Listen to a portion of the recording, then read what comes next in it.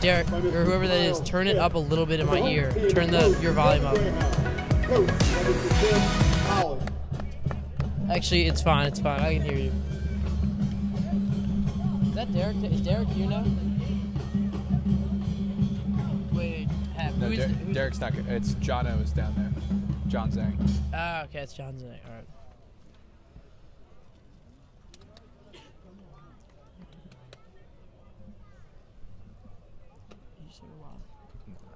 He couldn't possibly mean talking.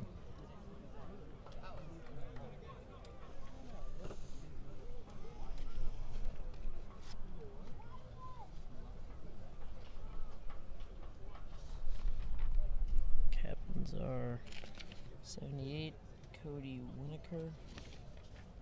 1, Julius Chestnut. 2, Daniel Hood. And 10, Jamari Jones.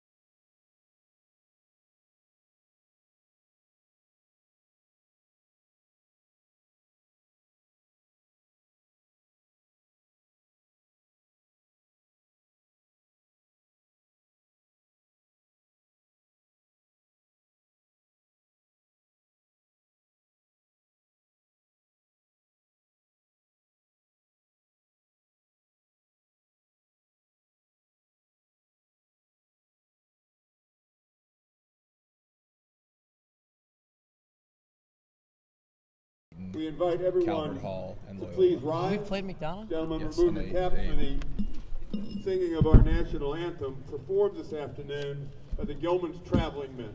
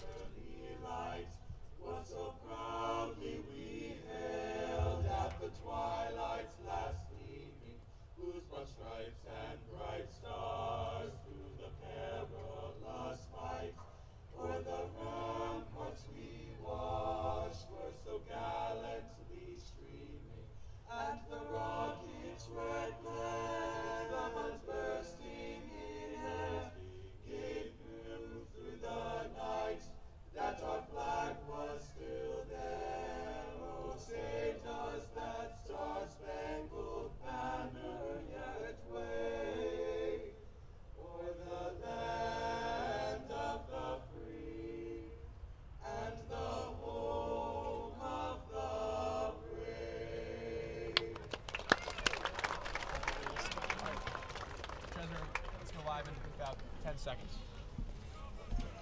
We call Spanky Zach Dixon. Yes, Zach.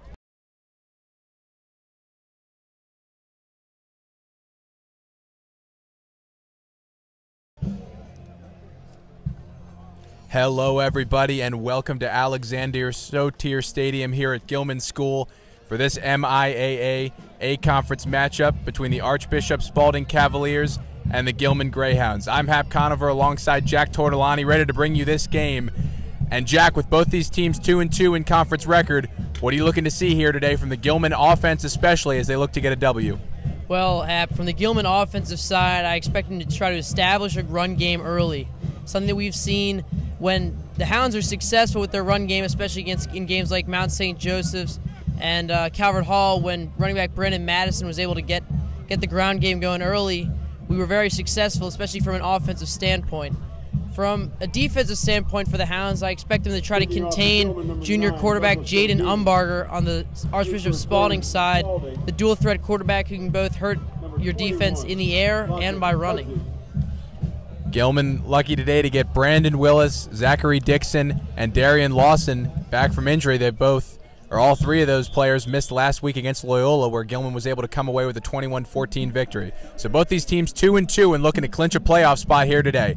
We've got the kickoff from Douglas Godine, as that will land at about the 25-yard line. That's where Spalding will have it and take it out of bounds at about the 35-yard line.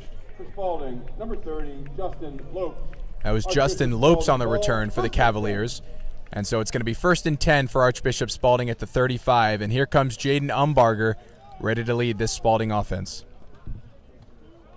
Umbarger actually attended Gilman in the 8th grade. I was able to see him play for the 8th grade team at Gilman. Has fantastic feet and can run outside of the pocket, but also can throw the ball through the air very well.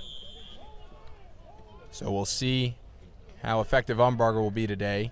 He's led the Cavaliers to a 2-2 conference record again. He's got 4 receivers split out wide. He'll take the snap now and throw that one out in the flat. That's complete to number 10, Jamari Jones, and Jones gets to the outside, but he will be out of bounds at about the 36-yard line, 37. So they'll give him a gain of 4, and it'll be 2nd and 6 now for Archbishop Spalding. Interesting way to start for Archbishop Spalding, starting with a trips right and a throw outside. Rare that you see a pass play on 1st down, but that's sending a message. So now 2 receivers split out to the right and left. Chestnut in the backfield. He'll take the handoff now. He'll bang forward for a few yards out across the 40-yard line, but it won't be enough for a 1st down. So it's going to be 3rd and 2 now for Archbishop Spalding, as Gilman has a chance to make a stand here early in the game. As you can see there, not a typical type of handoff, more of a read option type play. With the feet that Umbarger has, I expect to see that play a lot more today. 3rd and 2 now for Spalding. And somebody jumped. We'll see who that penalty is on. And it looks like it's going to go against Gilman. So they'll call offsides against the Greyhounds, and that 5 yards will give the Archbishop Spalding Cavaliers a 1st down, as it was 3rd and 2. So they pick up their first down of the day via penalty, and now have a fresh set of downs at the 46-yard line. Gilman's going to have to get rid of those mental mistakes if they want to stay with Archbishop Spalding in this game. So 1st and 10 now for the Cavaliers. 3 receivers split out wide for Umbarger. Jamari Jones comes in motion. He'll take the handoff on a sweep across the left side. He trips and falls, and it didn't look like he got anything there. So after the quick stop by the Gilman defense, it's going to be 2nd and 10 now. No gain on the play. 2nd down and 10.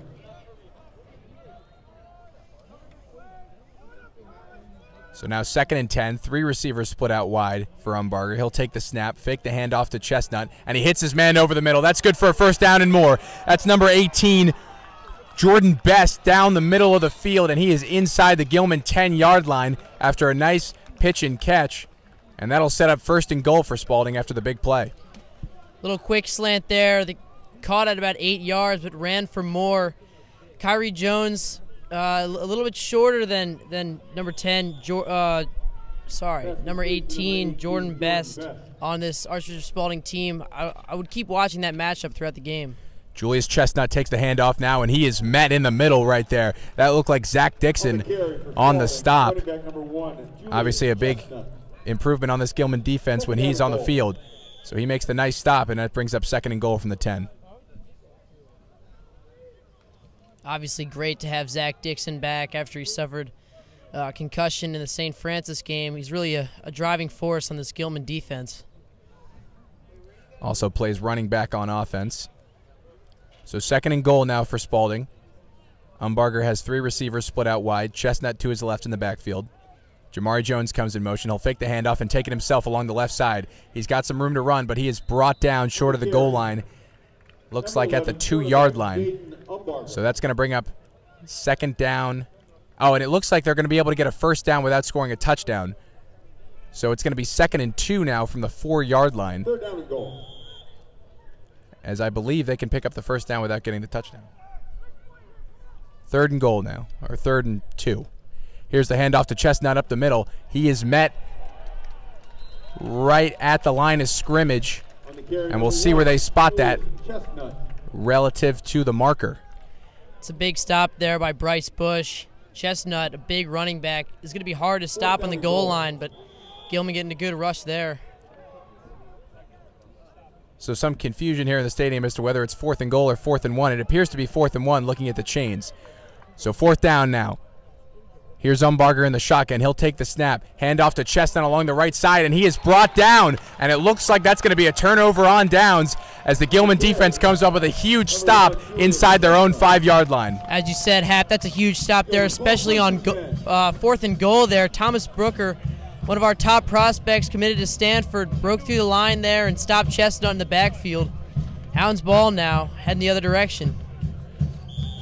So after giving up the big play to Jordan Best, the Gilman defense holds, and we still have a 0-0 ball game here early in the first quarter, still 8:46 to go. So now Purnell Hill leads the Greyhound offense out onto the field. He'll be under center to start the game. Brandon Madison in the backfield.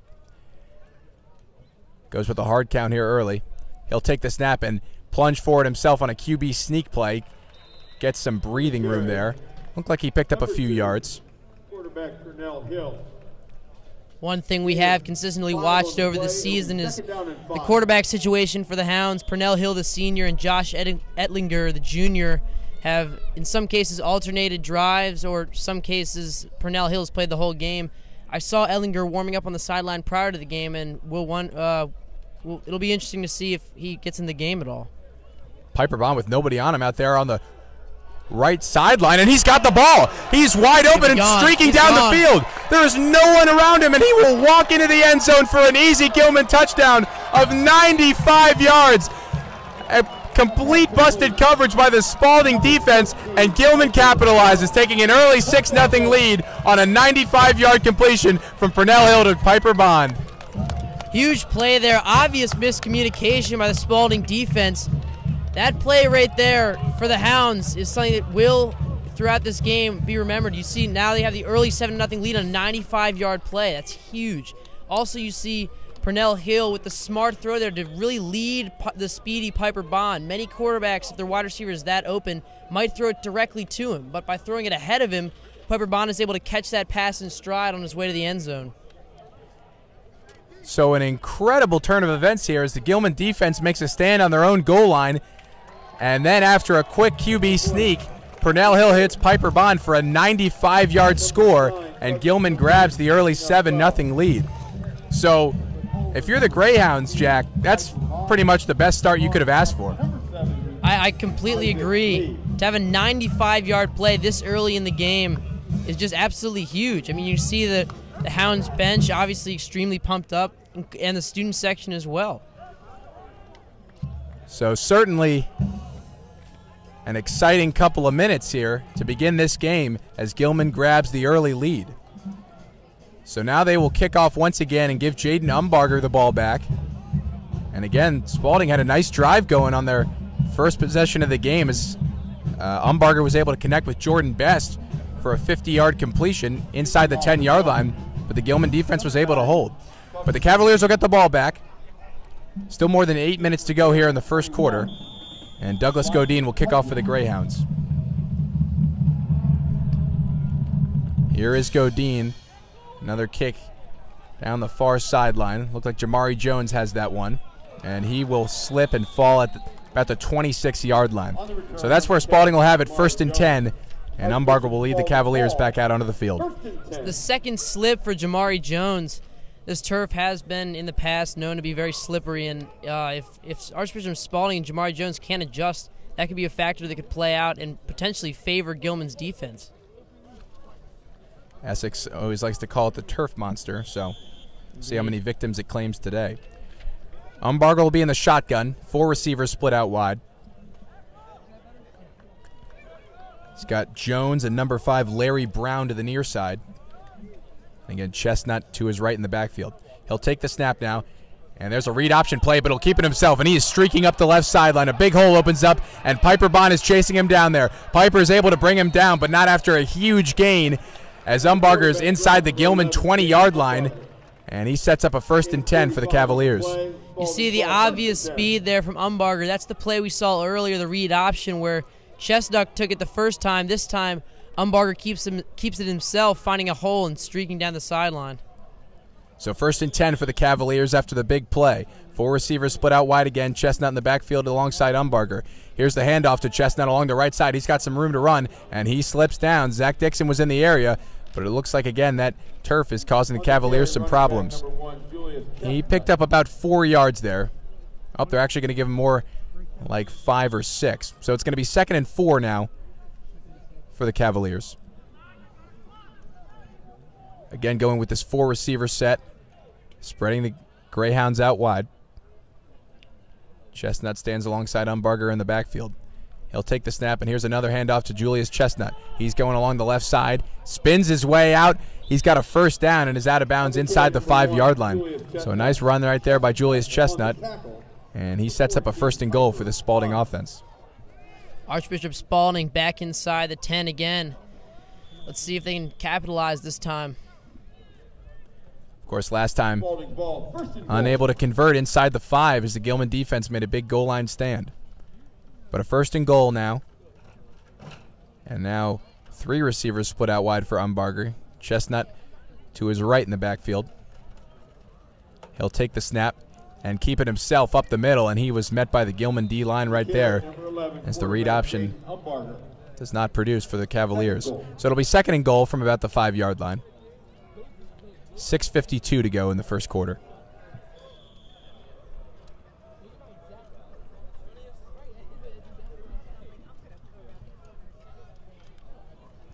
Three receivers split out wide. Chestnut in the backfield alongside Umbarger. He'll take the snap, roll out to his right now. He's looking for Jamari Jones, and he's got him for a touchdown. So a nice rollout play there from the Cavaliers, and they answer quickly, and they're an extra point away from tying this game at 7. I wouldn't be surprised if we see that play more, Hap. By rolling Umbarger out of the pocket, you give him the opportunity to run if the pass is not there. Much easier than you do if he's in the pocket. So Spalding, 2 nice drives, yardage-wise, unable to capitalize on the first, but they finished the job on this one. So number 23, Camden Price, on to attempt the extra point for the Cavaliers. And he will slip, but knock it through. So again, another Cavalier falls on this turf, but able to convert the extra point. So the score now is 7-7 with 6:32 to go in the first quarter, as both teams have scored here in the early parts of this game.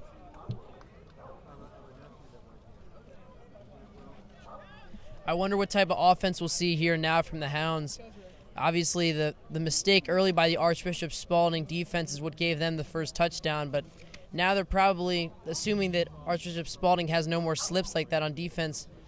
We assume that the Hounds will have to come out with more of a structured offense now. It'll be interesting to see what path they take, whether it's more of a run-based or pass-based offense. These two teams, again, both 2-2 in MIAA conference play. So a win here gets you into the playoffs. As St. Francis locked up the 1 seed last night, they defeated Mount St. Joe 37-22 to finish 6-0 in conference. McDonough fell to Calvert Hall 35-21, so they're now 3-2, and Calvert Hall is 2-3. So here is the kickoff. Mason Freeman will take that at his own 10-yard line, and Mason streaks out along the left side. He's got some room to run. He's down the left sideline. Just got one man to beat. That's Camden Price, and he will be spun down across the 50-yard line. So a nice return from Mason Freeman right there, and he sets up the Greyhounds in great field position inside Archbishop Spalding territory. You really see the speed Mason Freeman has. He's had some great success kickoff returning-wise this year. Against St. Francis, had one breakaway kickoff return that I thought was going to go all the way. Unfortunately, he was brought down, though. So Gilman has it 1st and 10 at the 48-yard line of Archbishop Spalding. Purnell Hill and the Greyhounds struck quickly last time on a 95-yard touchdown to Piper Bond on what looked like a busted coverage from the Cavaliers. 3 receivers split out wide. Purnell takes a snap. He hands off to Brandon Madison along the right side. Madison unable to get much, maybe a yard, and that'll bring up 2nd and 9 for the Greyhounds. Interesting look there. You get Brandon Willis coming behind, almost in motion there. giving Madison would look like he might even pitch it to Brandon Willis, but that's just a little look that they might keep using to try to throw off the Archbishop Spalding defense. So 2nd and about 8 now for Gilman. 3 receivers split out right, 1 to the left. Purnell alone in the shotgun. He'll take the snap, and he hits Brandon Madison along the left sideline. Brandon's able to break a tackle. He's got a first down and more out across the 30-yard line, and he will be tackled at the 26 of Archbishop Spalding. So Gilman keeps the ball moving and picks up another first down. Brandon Madison, the touchdown leader for the Hounds this year. It's really hard just to bring him down with one guy. As you can see there, he broke that tackle out in the flat. They may keep looking to him as a pass option throughout this game as well. So 1st and 10 now for Gilman at the 27. Purnell in the shotgun. 3 receivers split out wide and Madison to his left. He'll take the snap now. Looking at it, and he hits his man. That looked like Will Godine out there. Excuse me, I believe that's James Schloter. I often get those two confused. So Schloter picks up about a yard, and that's going to bring up 2nd and 9. 2 passes already for the Hounds, and 1 run. That's not really what you see from their offense. Usually they're pretty quick to run the ball early. So interesting tactic to start this game for the Hounds offense. So 2nd and 9 now for Gilman. 4:54 to go in the first quarter. Purnell takes the snap, fakes the handoff, and keeps it himself up the middle. Looked like a read option play there, and he picks up maybe 2 yards. So that'll bring up 3rd and 7 now for Gilman.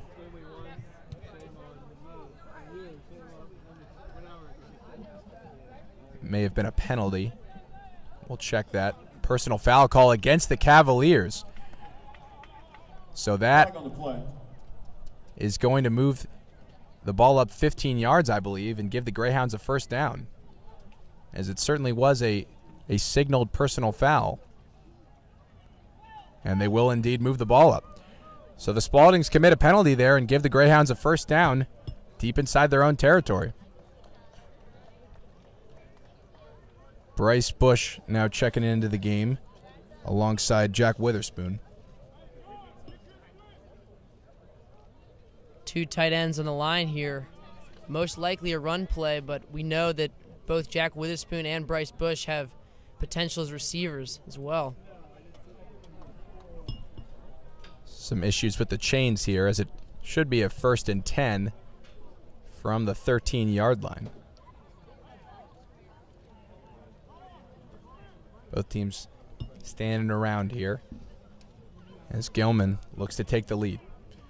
Purnell will be under center. He's got 2 receivers split out wide, Bond and Willis. Madison in the backfield.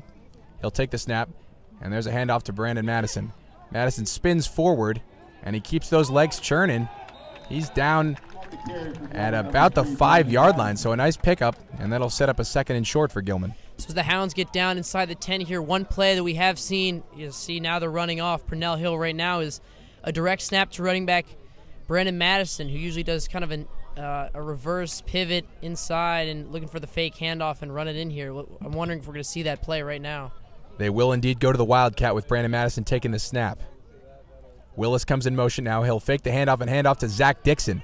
Dixon picks up enough for the first down, I believe, as it looks like they're going to spot him at the 3-yard line. And if so, that would set up a 1st and goal for Gilman. We'll see exactly where they put it.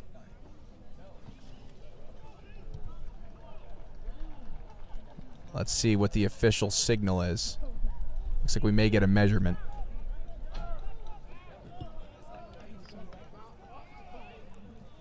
But, Jack, you're right. They certainly like to go to that Wildcat play whenever they're inside the opponent's 10-yard line. Yeah, personally, I love the play. There's so many options for Brandon Madison, who starts with the ball. Obviously, he has the wide receiver in motion, Brandon Willis, and then also the handoff to Zachary Dixon, or he can run it in himself. It's been virtually unstoppable by other opponents' defenses this year. One of the main reasons why Brandon Madison has as many touchdowns as he's had this year. So after the official spot, looks like they're not going to give him the first. So that's 3rd and got to be just a couple of inches. Wouldn't be surprised if Brandon Madison keeps this here. So 3rd and Very short for the Greyhounds. Madison again in that wildcat formation. Willis will come in motion once again. He fakes the handoff and takes it himself up the middle. He is close to the end zone, but not quite across the plane, as they're going to spot him down at the 1 yard line. That will be enough for a Gilman first down, and it'll be first and goal for the Greyhounds inside the 1. Purnell Hill back in now. I wouldn't be surprised if they just try to sneak this in. He will line up under center. Only one receiver split out wide. That's Brandon Willis. And Purnell will sneak it himself. Look like he got it. Waiting for the official signal, and he is in. Touchdown Gilman as Purnell Hill plunges it in from less than a yard out.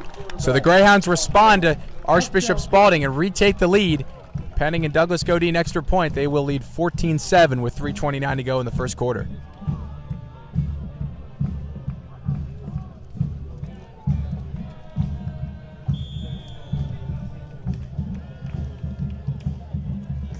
The Gilman Pep Band plays. It's their first game here today. Student section also excited.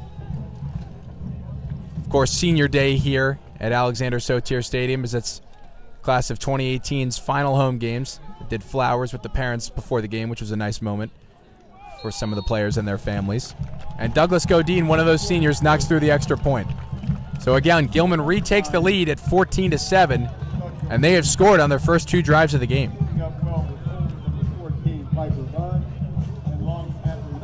And Jack, what do you look to see here from the Gilman defense, as so far they have been pretty much torched by Umbarger and the Spalding offense? They made a nice stand on the first drive, but they're able to pick up easy yardage in the middle of the field. So if I'm Gilman's defense right now, and Jeff Gulline, the defensive coordinator, I'm just trying to make sure you give up no huge plays like you did. You allowed Umbarger to get that huge run in the last possession, which eventually set them up for the touchdown. And also, I think you want to avoid penalties at all costs. Penalties are something that can really shoot yourself in the foot when you get stuff like false starts or personal fouls. So I think you really, if you're the Hounds defense, avoid big plays and avoid penalties, and you just try as hard as you can to stop them. But I mean, Archbishop Spalding is going to get first downs. They have a good quarterback.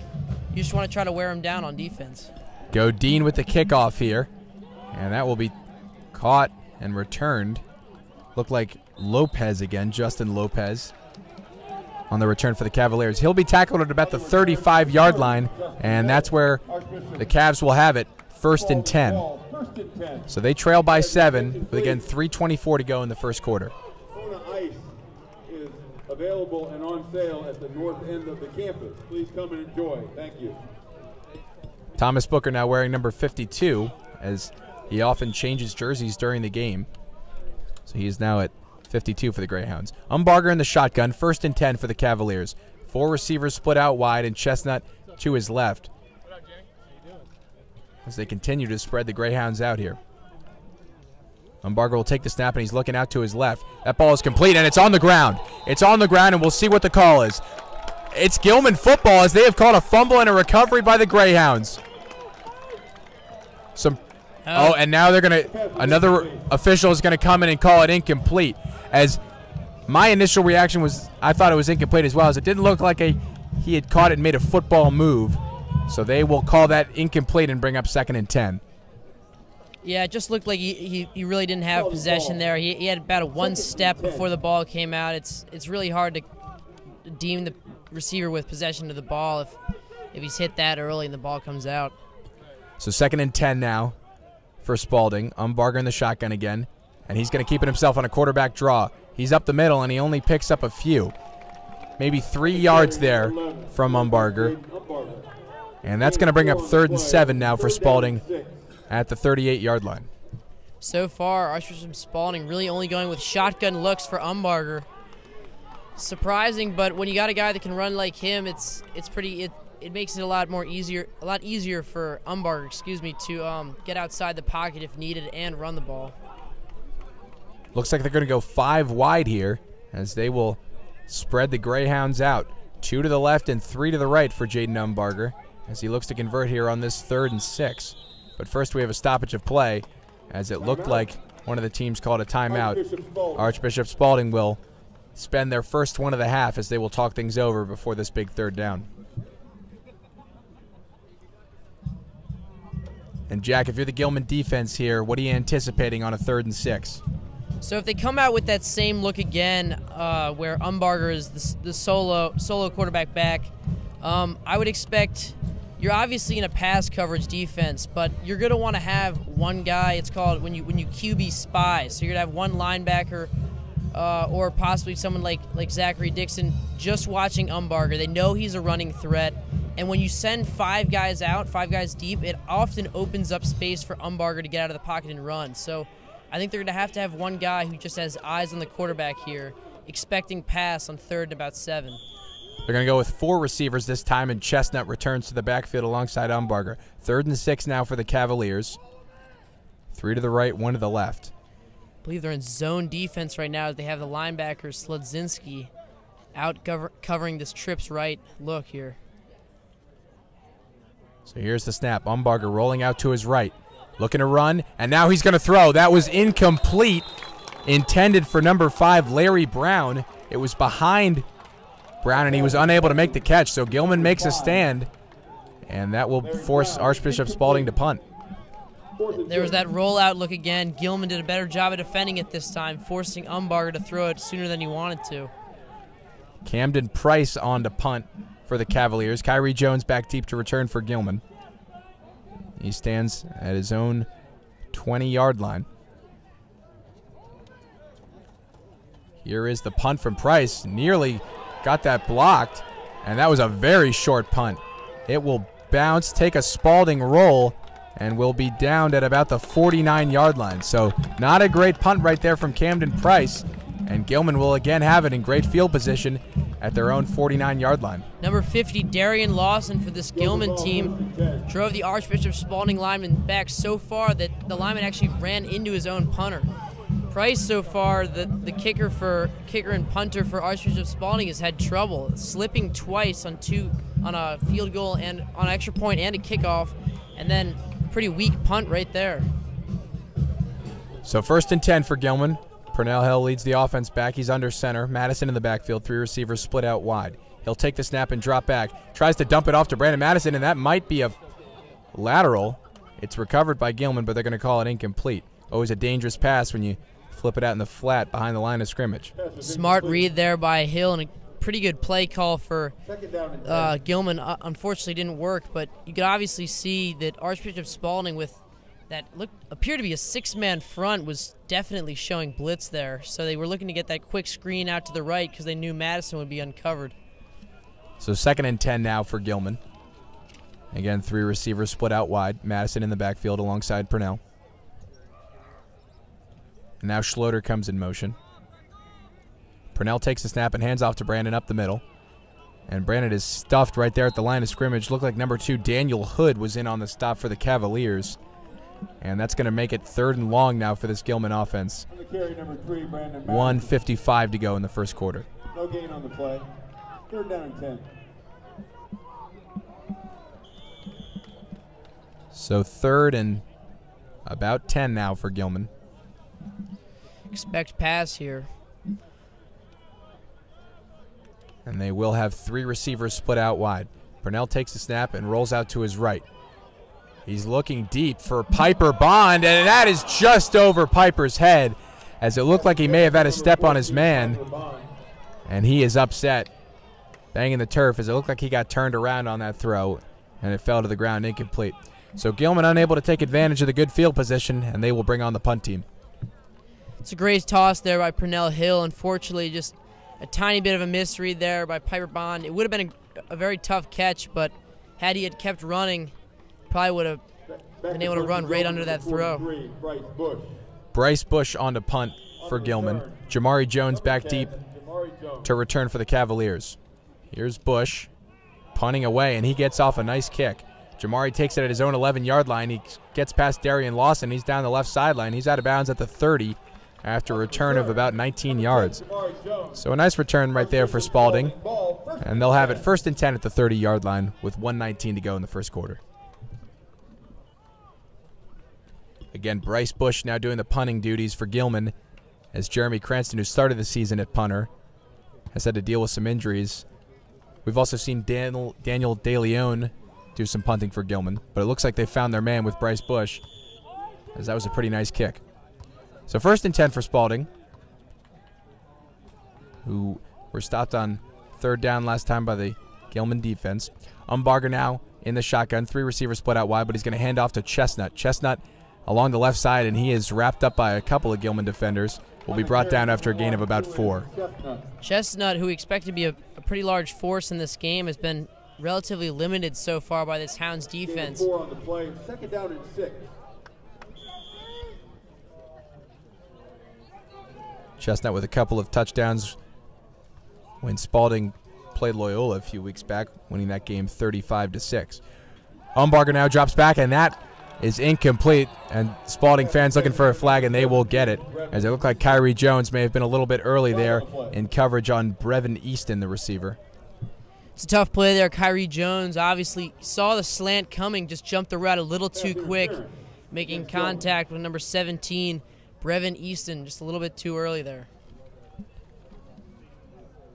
So that should give the Cavaliers a 1st down. Again, there's 47 seconds to go in the 1st quarter. And it will indeed give them a 1st down. They'll have it 1st and 10 at the 49-yard line after the pass interference call against Kyrie Jones. So Umbarger will be in the shotgun. 3 receivers split out wide.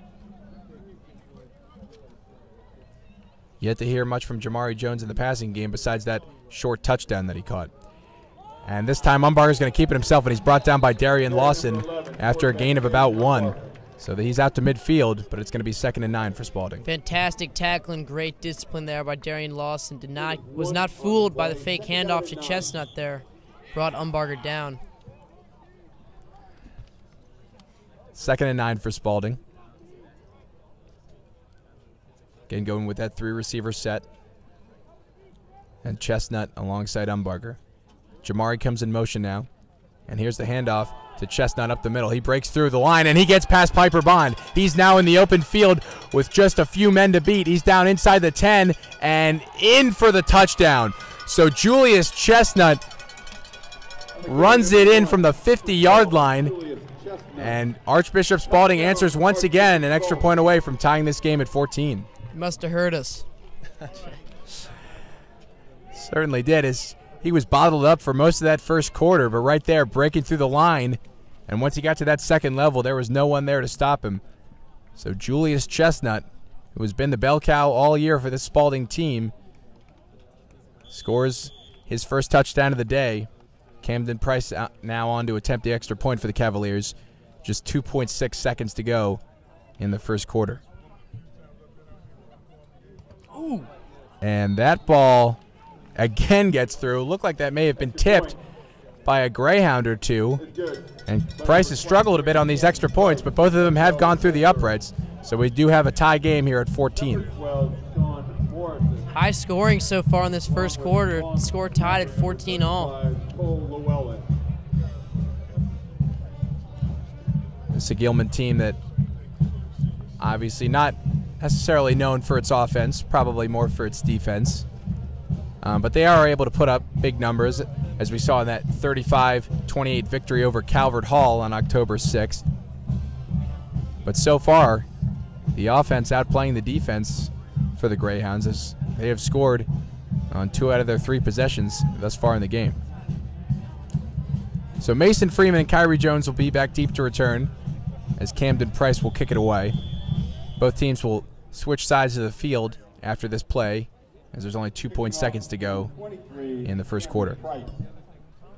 Freeman had a nice return on his last kickoff return, as he was able to get it out past the 50-yard line. He'll get another chance at this one, and he will take it at the 5.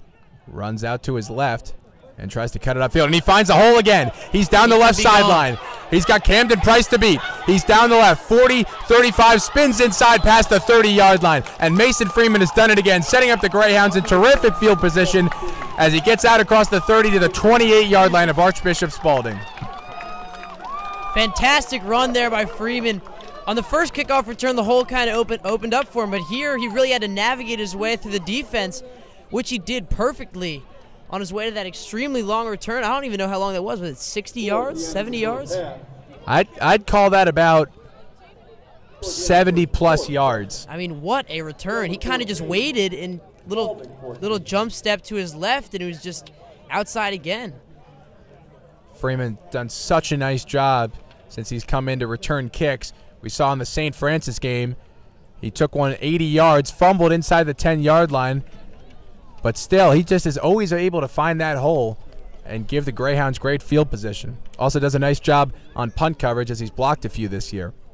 So the Greyhounds will have it 1st and 10, now going towards the south side of the field as we begin the second quarter here. Again, the score tied at 14. If I'm Archbishop Spalding, I try as hard as you can.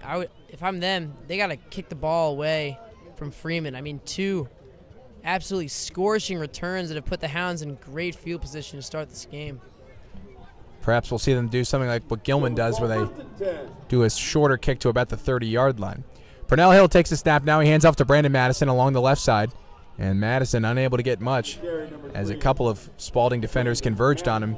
Looked like he may have lost a yard there, and that's going to bring up 2nd and 11.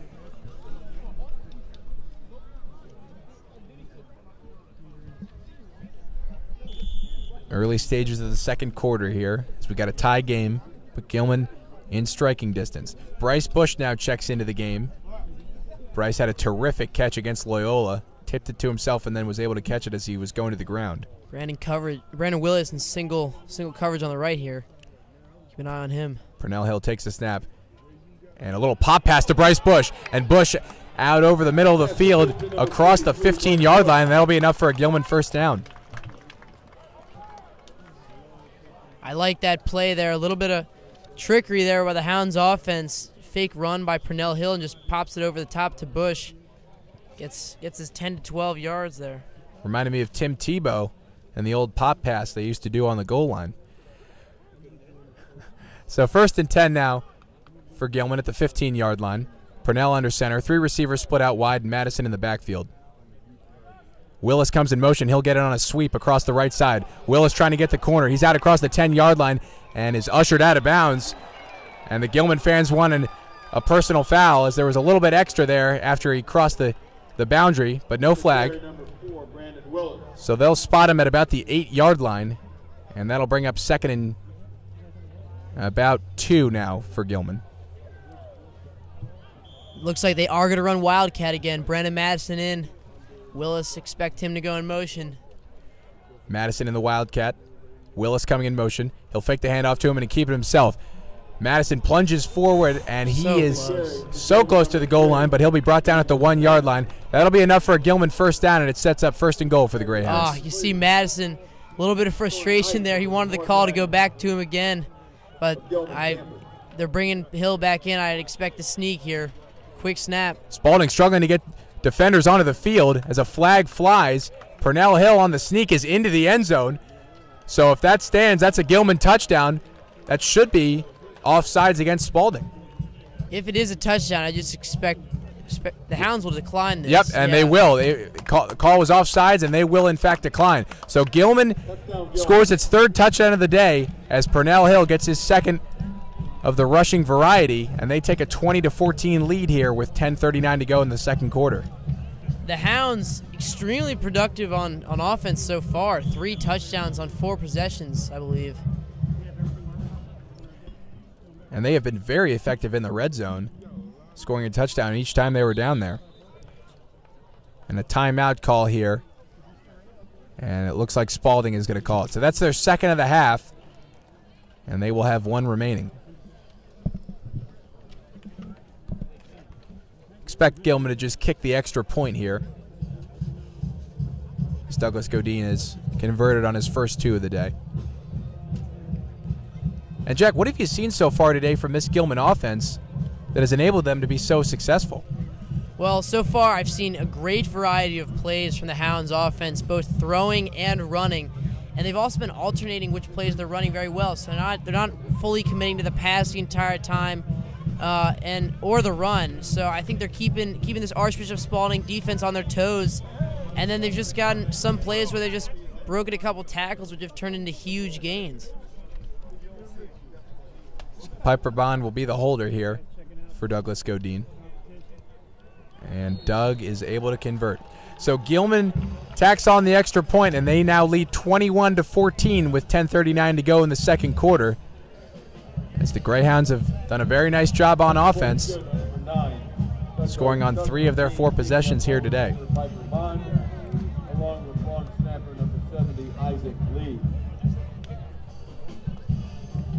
Student section and the pep band very excited at what they're seeing. Nice day here at Gilman, as it was Discover Gilman Day, so an open house. Maybe a few prospective students here watching the Greyhounds take on the Cavaliers. Want to give a shout out at this time to our entire production crew. We've got Taylor West on the camera, Cesare Cacanti, our faculty advisor, down helping us with the switcher, Teddy Conover, my own brother, helping us out with the scoreboard, and Ibby Astrup also helping out as well. And now Jed Brummett on, and this is going to be an onside kick from the Greyhounds, but that will be recovered by Archbishop Spalding as the Cavaliers recover that ball at their own 48-yard line. Jack, what do you think the thought process was there going for the onside kick? I don't know. I think probably if you're the Hounds, you're just trying to catch Archbishop Spalding sleeping there. They have kicked short with Douglas Godine so far, and if teams have scouted the Hounds' special teams, they may know that Douglas Godine certainly isn't going to kick it out of the end zone on a kickoff, so they may think that by bringing Brummett in, they may be thinking that, oh, the Greyhounds are going to kick this one deep, but they try an onside there, and unfortunately it's not going to work, and it didn't work, and Archbishop Spalding was ready for it. So the Cavaliers will get the ball in pretty good field position at their own 47-yard line. 1st and 10 for Umbarger. 4 receivers split out wide as they spread the Greyhound defense out. He'll take the snap and fake the handoff to Chestnut. He takes it himself, and he's wrapped up by Bryce Bush after a gain of about 5. So that'll bring up 2nd and 5 now for the Cavaliers. You see Umbarger there on that read option. His read is Alex Sladzinski, number 23, the defensive end for the Gilman Greyhounds. Sladzinski was guessing to run for Chestnut and ended up taking Chestnut out of the play, and Umbarger had to run there. Umbarger dropping back. He's looking deep now. That's for Jordan Best, and it is incomplete as it was over the head of his intended receiver. He had a step on his man, Zach Dixon, there, but the Cavaliers unable to convert, and that's going to bring up 3rd and 5. As you can see after that play, Zachary Dixon and Kyrie Jones, a little bit of an exchange there. I think there might have been a bit of a miscommunication there for the Hounds. They just got lucky that Archbishop Spalding wasn't able to convert. So a missed opportunity there for the Cavaliers. 3rd and 5 now. Umbarger in the shotgun. He's got trips wide out to his left. And it looks like one receiver out to his right and Chestnut in the backfield. Jamari Jones comes in motion now, and he will keep it himself. Umbarger will. He picks up 4, but that's not going to be enough as the Gilman defense makes a hold on 3rd down.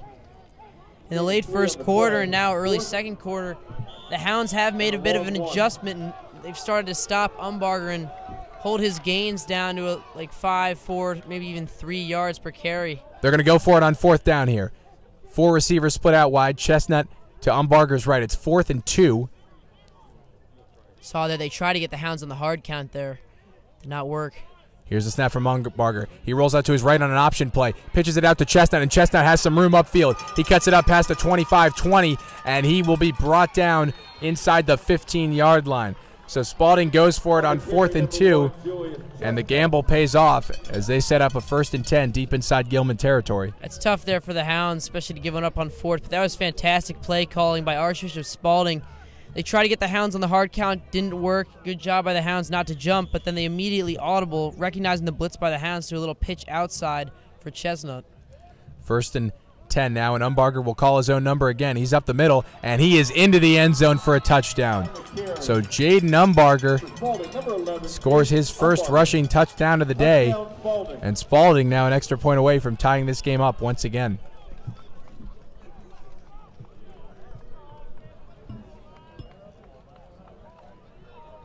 Looks like Camden Price on to attempt the extra point. So each time that Gilman has taken the lead here today, Spalding has come right back and answered with a touchdown of their own.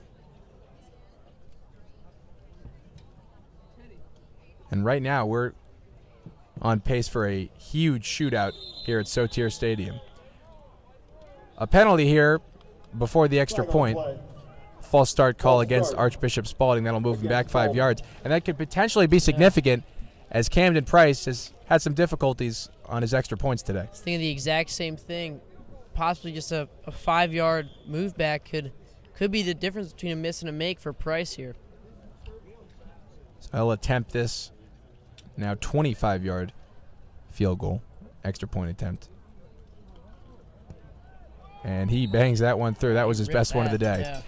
So the Cavaliers have tied it once again.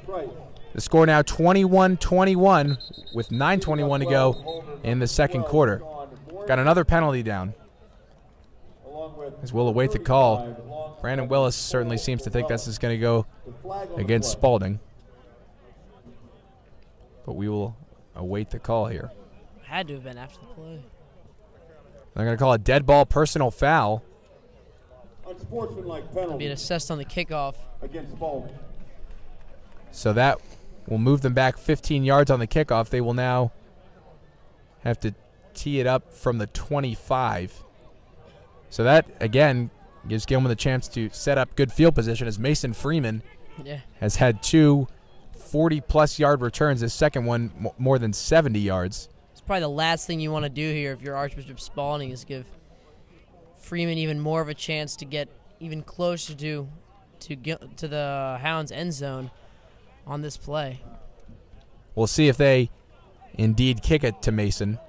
As you were suggesting, Jack, maybe they want to either kick it to Kyrie Jones or do some sort of short pooch kick. As thus far today, Freeman has just shredded them on these kick returns. So Camden Price will tee it up from his own 25. Again, there's 9:21 to go here in the second quarter. Tie ball game at 21 apiece.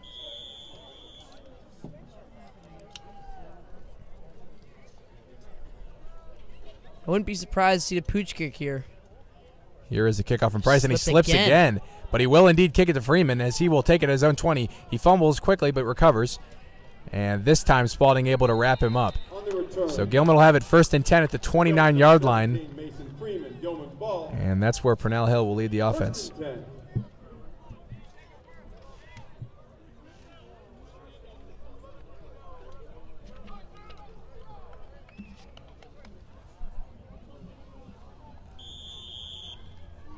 So it looks like Jack Witherspoon is going to check in now for Gilman at tight end. He's been in on a few plays. And it looks like they're going to have trips right now with their receivers and Willis on the left side. Purnell stands alone in the shotgun. You got Madison isolated on the far side here. He'll take the snap and keep it himself. Purnell's running. He's up the left side, and he makes a man miss. He's down the left sideline, across the 40, 35, 30, 25, 20, inside the 10, and he is in for the touchdown. Purnell Hill from 71 yards out calls his own number and scores another huge touchdown for this Greyhound offense, as they have been explosive all day and punch in their 4th score with more than 8 minutes to go in the second quarter of this game. Fantastic play. The offense is like nothing I've ever seen the last 2 years. I mean, just running all over this Archbishop Spalding defense. It's just a fantastic play, even better move. And they're going to go for the 2-point conversion. They line up in that odd formation that they always do before they kick the extra point, but this time snap it to Piper Bond, and he throws it to Bryce Bush for the 2-point conversion. So Gilman now leads 29-21 after the 71-yard touchdown from Purnell Hill and the extra and the 2-point conversion from Piper Bond to Bryce Bush. So this Gilman offense, explosive so far in this game. One thing I've talked about all year is momentum, and right now the Hounds seem to have it, scoring on basically every possession. I mean, if they could keep running the ball the way they are and throwing the ball as well, I can't see them losing this game. So 29-21 now the score. Of course, this Gilman defense needs to make a stand, as each time the Greyhounds have taken the lead, Spalding has come right back to tie it. So if you're the Gilman defense here, Jack, what do you do to contain Umbarger and this Spalding attack? Honestly, I think as much as Archbishop Spalding has thrown the ball, besides the early slant in the beginning, they haven't had that much success. So I'm thinking right here, there's 8:53 left. They're probably not going to try to get like a quick possession here. So I'd probably make sure you defend against the run here. Jed Brummett kicks off, and Jamari Jones will take it at his own 10-yard line. Jones returns out to the right, and he's got some room. He could be gone as he's got some speed. Out across the 40 now. He's got no one man to beat, and he is into the end zone. So just after Gilman scores its 4th touchdown of the day, Spalding answers with the 4th of their own. Just an offensive shootout so far. I mean, I bet this ends up coming down to which defense gets a stop. Just a crazy game thus far. Now we'll see whether or not Spalding decides to go for the 2, as maybe that will be the difference in this game, as the Greyhounds were able to convert on their last 2-point conversion. Camden Price, it looks like they're lining up at a pretty conventional setup here. So for now, it looks like they're going to kick the extra point and allow Gilman to have a 1-point lead. But you never know with this game. Here is the attempt from Price, and that is good. So the score now 29-28 in favor of Gilman. And no, that's not your final. There's still 8:38 to go in the second quarter, as both of these teams have been pretty much unstoppable on the offensive side of the ball. I really have no way to explain where this offensive firepower from Gilman has come from. I mean, all year it seems like there have been kind of minor issues that have held them back, but then now in a shootout now with Archbishop Spalding 29-28. And am I correct in saying that Archbishop Spalding actually defeated the McDonough Eagles earlier this year? They did not. They lost that game 17-6, I believe. Okay. They were able to defeat Mount St. Not Mount St. Joe. They were able to defeat Loyola as well as they lost to St. Francis and McDonough, and I believe they defeated Calvert Hall and Loyola. They were able to beat Calvert Hall 34-17. So both Gilman and Archbishop Spalding share they both have beat the same teams. They have defeated the same teams. That is correct. And another slip from Camden Price here, as it's almost becoming a running joke at this point. Mason Freeman takes it, and he is stuffed just ahead of the 10-yard line. So after 2 big returns to start the game from Freeman, he's been bottled up on his last 2, and Gilman's going to have it 1st and 10 at their own 13-yard line. I just do not understand how Price keeps slipping. It's like he hasn't made the adjustment. But, I mean, it's worked to his favor the last 2 plays. The kick is, like, thrown off the Gilman special teams. Freeman has had a little more difficulty when it's bounced to him as opposed to just catching it straight in the air. So that kick actually works pretty well for Spalding as they've pinned the Greyhounds deep inside their own territory. But they have shown no sign of being able to stop this Gilman attack, as the Greyhounds have put up, again, 29 points here in the less than a quarter and a half. So Purnell Hill in the shotgun now. 4 receivers split out wide. He'll take the snap and keep it himself up the middle. He's brought down by a couple of Cavalier defenders, but not after a gain of about 4. So it's going to be 2nd and 6 now for Gilman. 5 on the play. 2nd down and 5.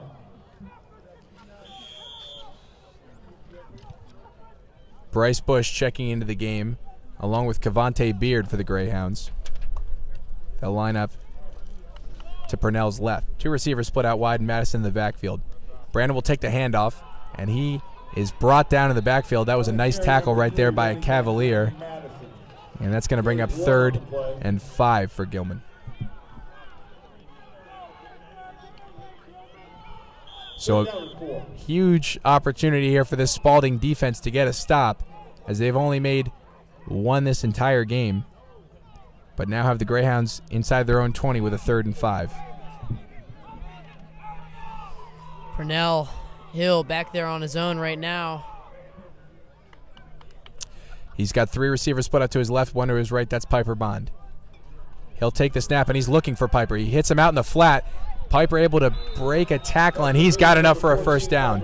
So Piper Bond out across the 25-yard line. That'll move the chains for Gilman and set up a 1st and 10 at their own 26. It's going to be an underrated play, possibly overlooked by Purnell Hill there. He stood in the pocket while the 2018 2018 linebacker Deshaun Winston came in and absolutely obliterated him in the backfield.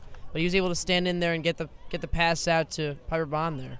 First and 10 now for Gilman. Madison has it up the middle, and he's got room to run. No one in front of him. He's across the 30, 20, 10, and he is in for the touchdown as Gilman has scored yet again on another huge play, this time from 74 yards out to put Gilman up 35-28 with the extra point pending.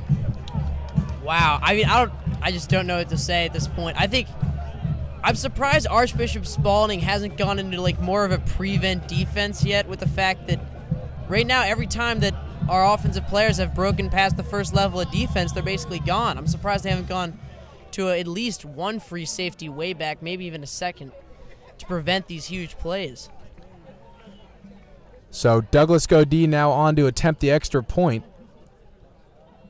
Piper Bond holding, and that is good. So yet again, Gilman answers a Spalding touchdown with one of their own, and they now lead 36-28 with still 6:56 to go in the second quarter, as both of these teams exploding offensively here today at Alexander Sotir Stadium.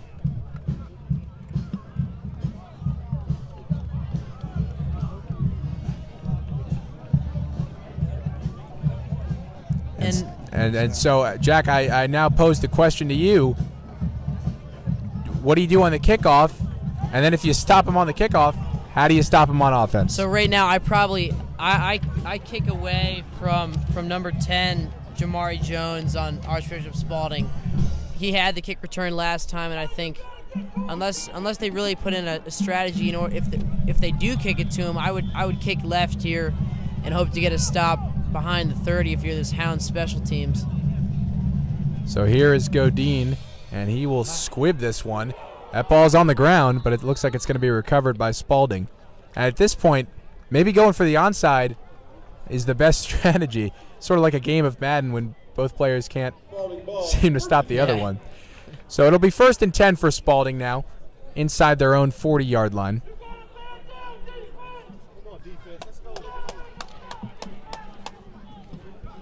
You can hear the crowd chanting right now. You got to make a stop defense. That's pretty much true right now. If they can stop him here, that'd be huge, especially with the time ticking down in second quarter here. So Umbarger now in the shotgun. 4 receivers split out wide. Chestnut to his right. Julius will take the handoff up the middle, and he's brought down, but not after a gain of about 7.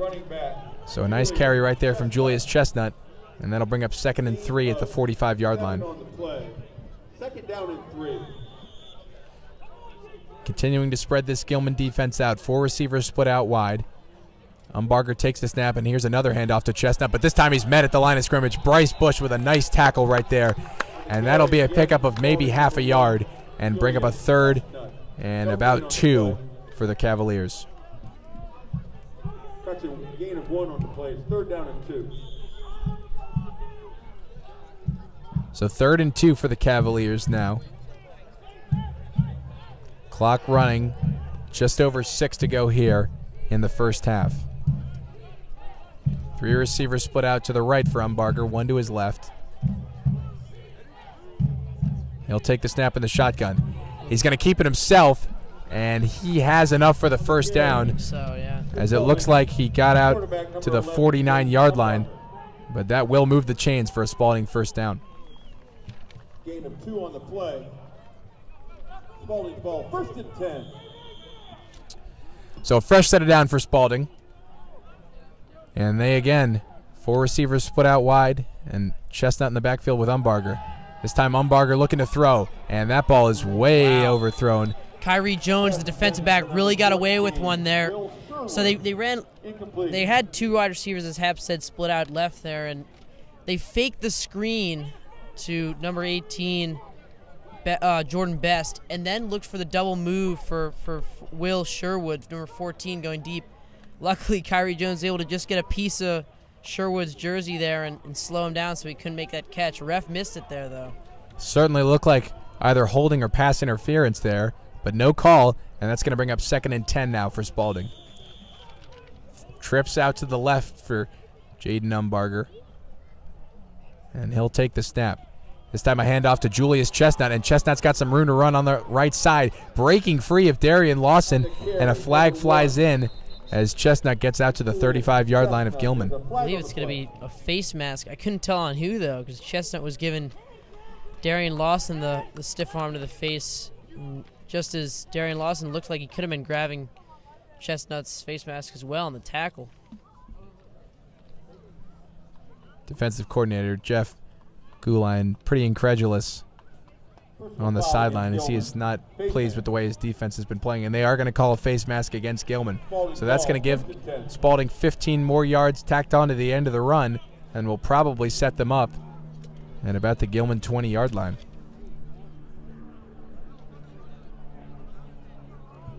They'll spot it at the 19, and that'll be fresh set of downs. 1st and 10 for Spalding. 5:28 to go here in the second quarter.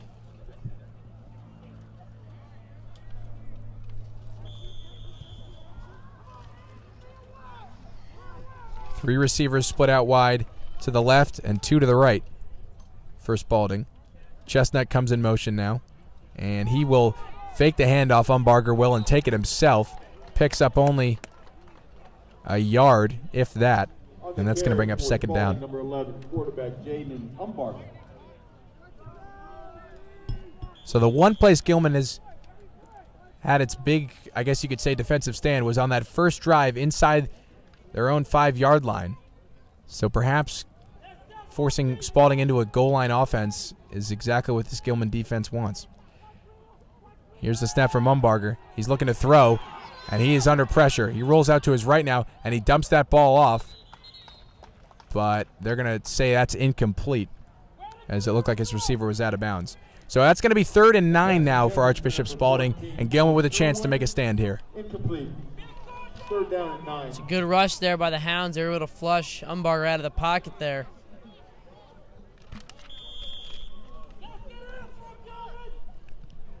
And so this crowd imploring the Gilman defense to make a stand here and perhaps force a field goal from the Cavaliers.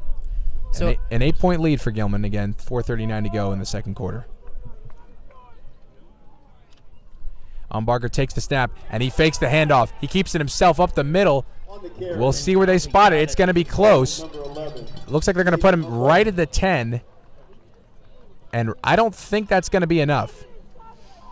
Yep, they're going to say 4th and 1 now, but Spalding's going to keep the offense on the field. Not surprised here. 4:19 remaining in the second quarter. Here's the snap from Umbarger. The handoff to Chestnut, and he's got enough for the first down. And he drags Gilman defenders into the end zone for a touchdown. So after the initial stop from the defense, Chestnut keeps his legs churning, and he scores Spalding's 5th touchdown of the day. The Cavaliers now trail 36-34. So as we've seen, Hounds score, and Spalding quick to answer here.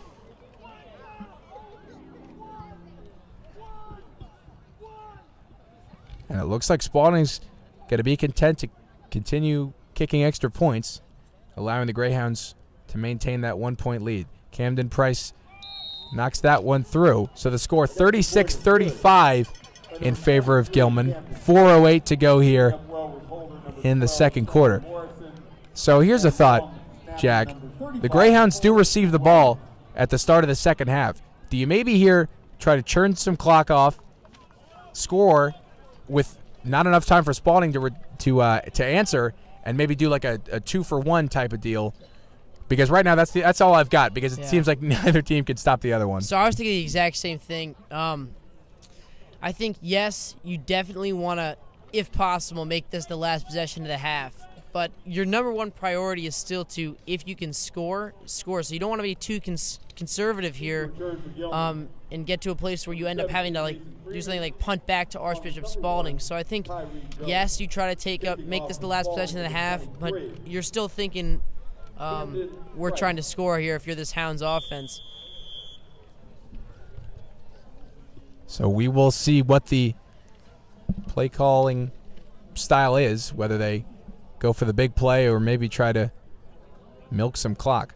Here's the kickoff from Camden Price, and they're going to kick it deep once again. Mason Freeman will get another chance to return, and he fumbles this one, but Kyrie Jones is able to pick it up.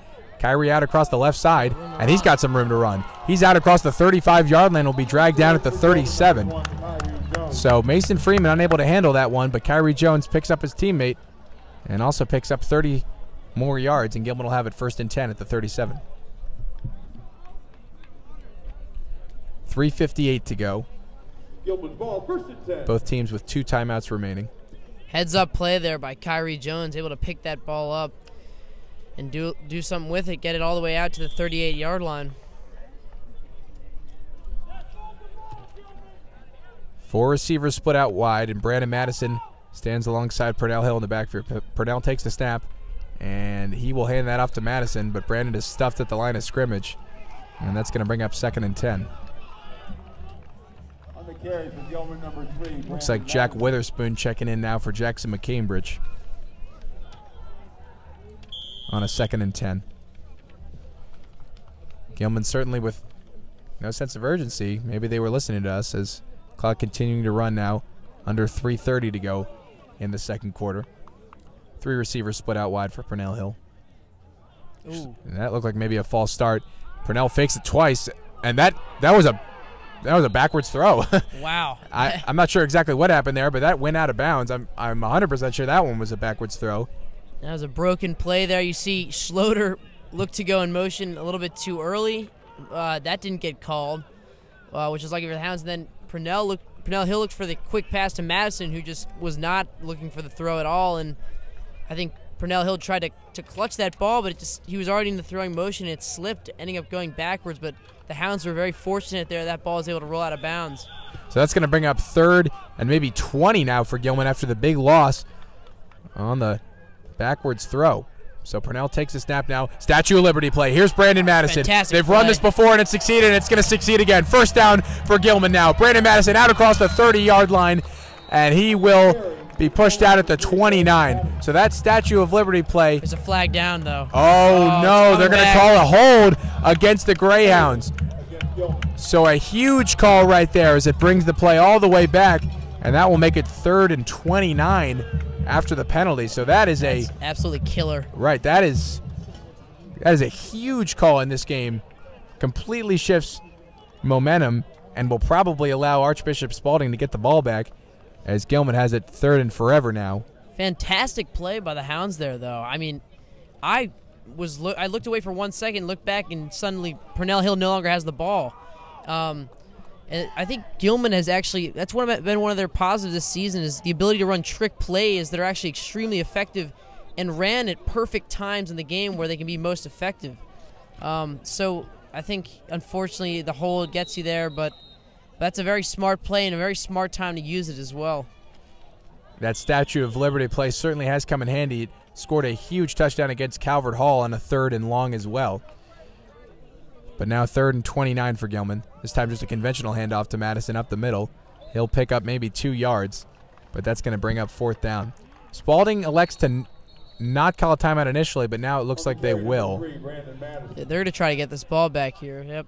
And I think if you're the Hounds, you have to punt this, right? There's absolutely no way you go for this here, right? Yeah, so it looks like Gilman will bring on the punt team. Timeout, Spalding. And that should be Spalding's final timeout. I believe as so. As I remember them calling 2 already in this half. The scoreboard reads they have 1 remaining, but I don't think that's right. Regardless, they still have 2:53 to go in the half, so plenty of time, especially with the way they've been moving the ball, to score here. They do trail by 1. So it appears here that Spalding's going to get their stop. Now the only question is, can the Hounds stop Spalding on their defensive side now? We will wait to see. So Bryce Bush is going to come on to punt, and Jamari Jones will return for the Cavaliers. He's had a couple of nice returns on kickoffs. Also had a touchdown. That was the first one of the day for the Cavaliers. So here's Bush on to punt for the Greyhounds. He'll boot it away. Another nice kick, high and deep.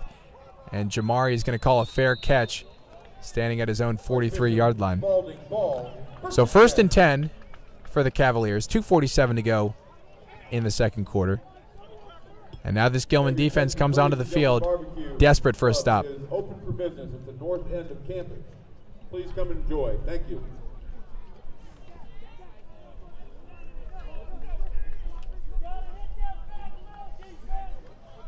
This is a big drive right here. If Spalding can score and get ahead going into the half, That'd be huge for their that could be a momentum shift there.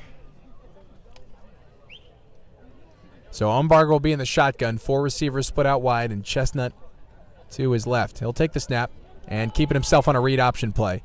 Thomas Bucker in on the stop right there for Gilman. Time's going to run now. Looked like Noah Seth may have also been in on the stop. That'll be a pickup of about 4, and it's going to bring up 2nd and 6. Clock does continue to run. Is there a 2-minute warning in high school football? There is not. So the clock will continue to run. Here's a dump off to Chestnut along the right side, and he picks up a 1st down and more. He keeps those legs turning, and he's still not going to be brought down until he's out across the 25-yard line. This Gilman defense having a really difficult job bringing down Julius Chestnut here today, as we've seen him, be stopped initially by a couple of Gilman defenders a few times, but he keeps those legs moving, and right there able to pick up at least 5 to 10 more yards. Chestnut, obviously, you can see just he's one of the biggest running backs I've actually ever seen in MIA play. He seems to be plus 6 foot and probably plus 200 pounds. Hard to bring down so far. The Gilman team has struggled with that. This time they're able to get him on the gang tackle. Darian Lawson in on the stop along with Thomas Booker. So that'll be a gain of 3, and it's going to be 2nd and 7. Clock continuing to run, now under 1:50 to go. Scoreboard says Spalding has 1 more timeout, but we are skeptical of that. They stand at the 20-yard line of Gilman. And 3 receivers split out to the right, 1 to the left. That's number 17, Brevin Easton.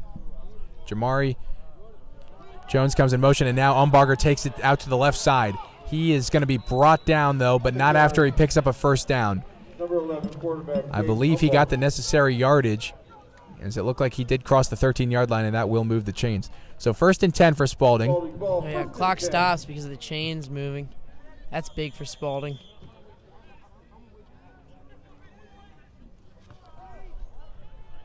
If you're Spalding here, though, Hap, are you going for the touchdown all the way here? Or are you willing to kick it? We will see. And at that time, looked like a poor read from Umbarger, as there were a number of Gilman defenders waiting there, and he kept the ball.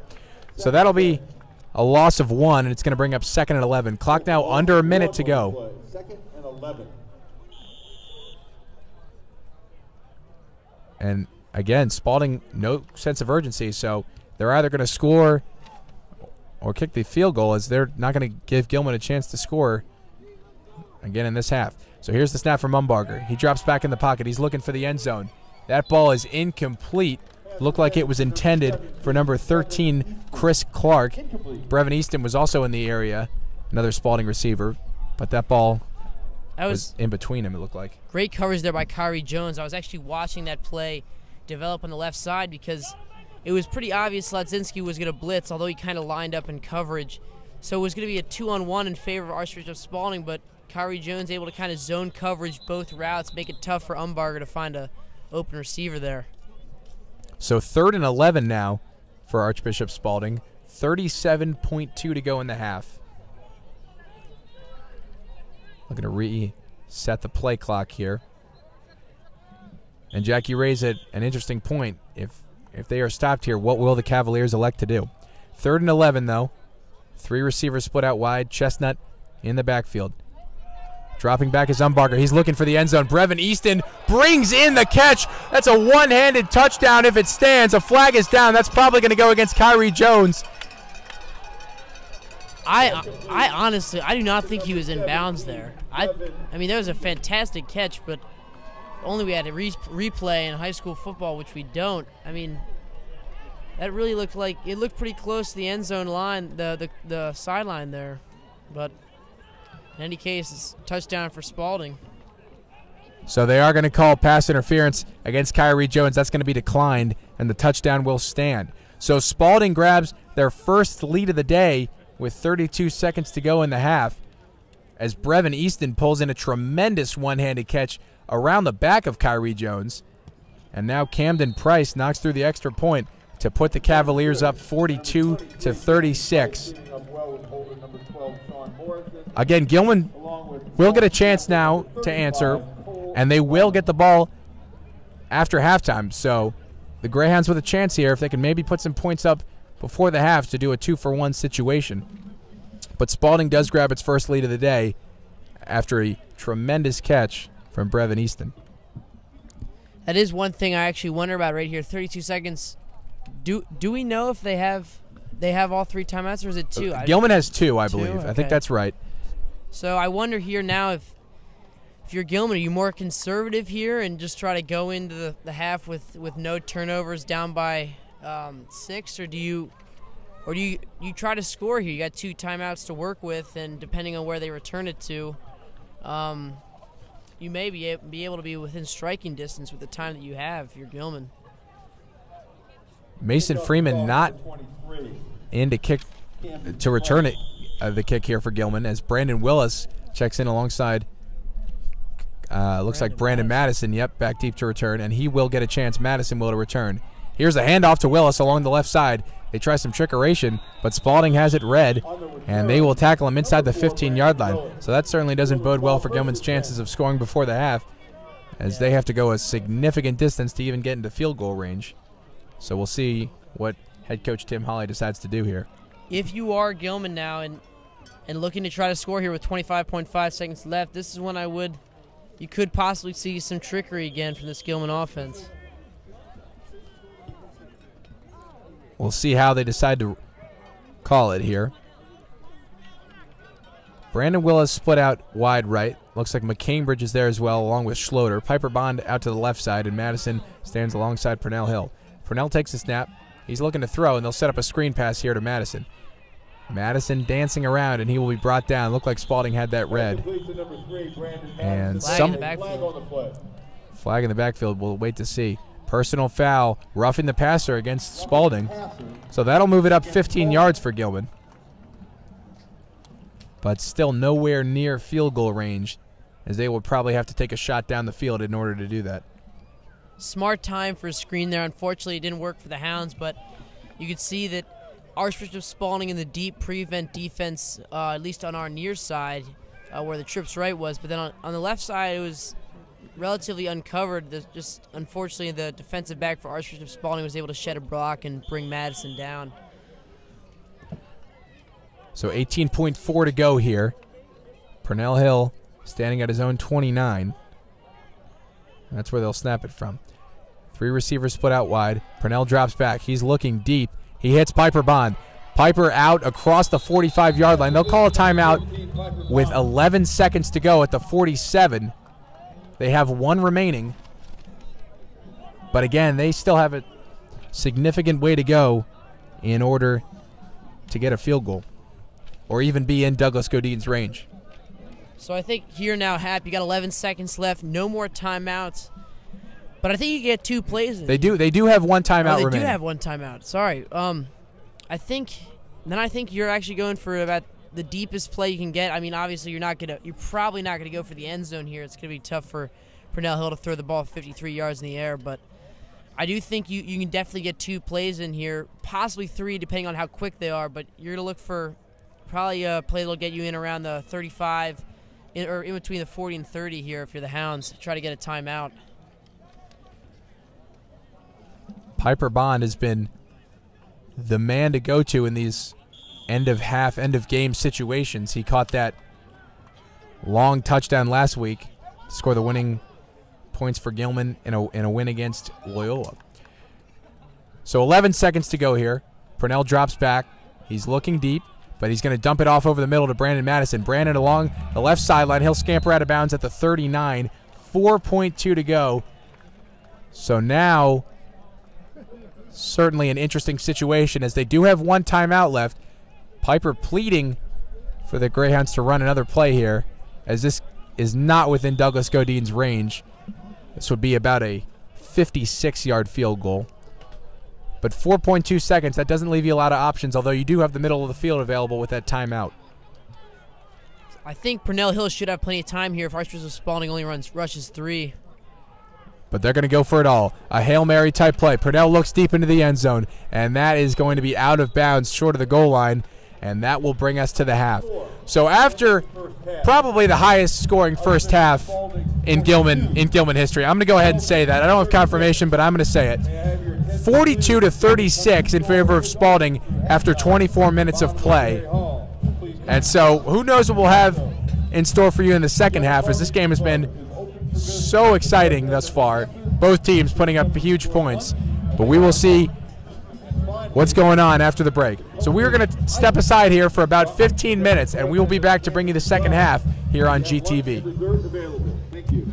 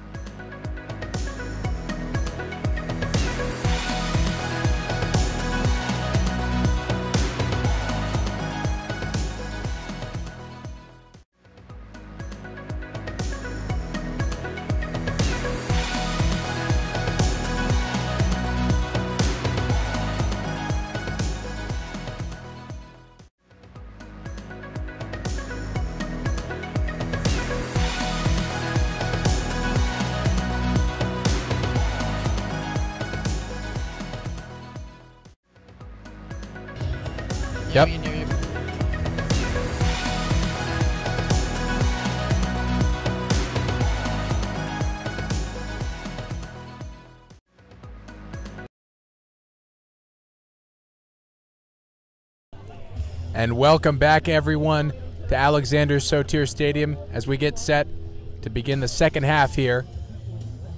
Gilman will receive. They are down 42-36 after an eventful first half, you could say. And Jack, I know the Greyhounds are coming out on offense, but what do you look for in the second half from this defense to stop Jaden Umbarger in the Spalding attack?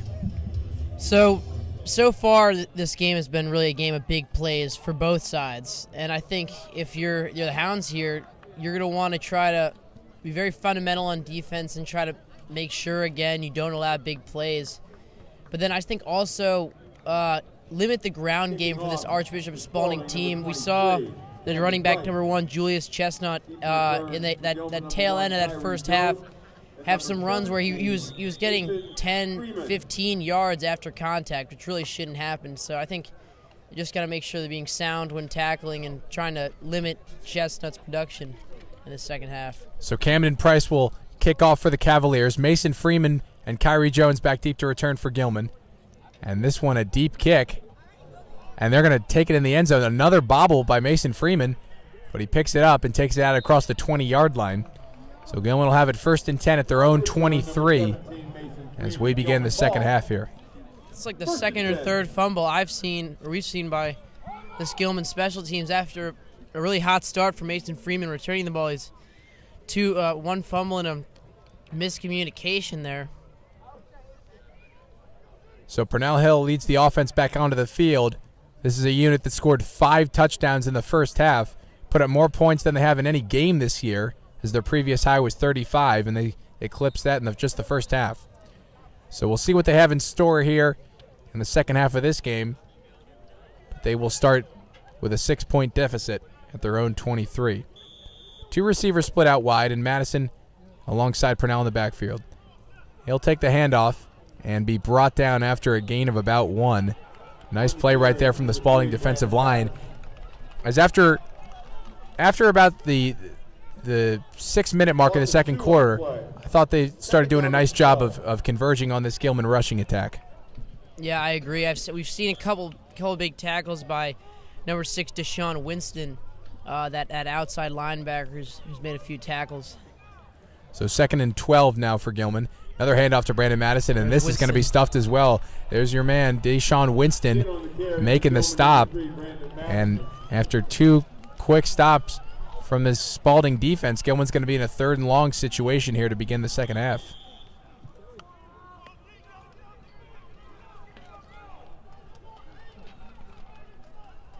Purnell's in the shotgun, and he's got to have 3 receivers split out wide. He'll take the snap and roll out to his right. He's facing some pressure, and he is going to be brought down. So a big sack right there by the Spalding defense, and they have just the start they were looking for to begin the second half. And Hap, just as we were talking about at halftime, we were wondering if the Hounds offense could keep up their high scoring firepower that they had in the first half. A big stop here for Archbishop Spalding to come out and stop the Hounds on their first possession. So Bryce Bush is going to punt it away now for Gilman. Jamari Jones back to return for Spalding. Here is the punt from Bush, and that one had some pressure on it, and that is going to take a Spalding bounce and be downed by James Schloter at the 41-yard line. So Spalding's going to have it in great field position as they look to build on this 6-point lead.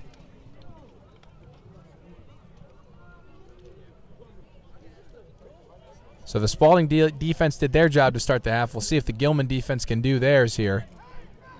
As thus far, this Cavalier attack has had their way with the Greyhounds defense. 4 receivers split out wide for Jaden Umbarger. And he's got Julius Chestnut, his prolific running back, standing beside him. He'll take the snap and fake the handoff. Play action here from the Cavaliers. Umbarger rolling out to his right, and that ball is going to be thrown out of bounds in the direction of Jamari Jones. Nice job right there from the Gilman secondary.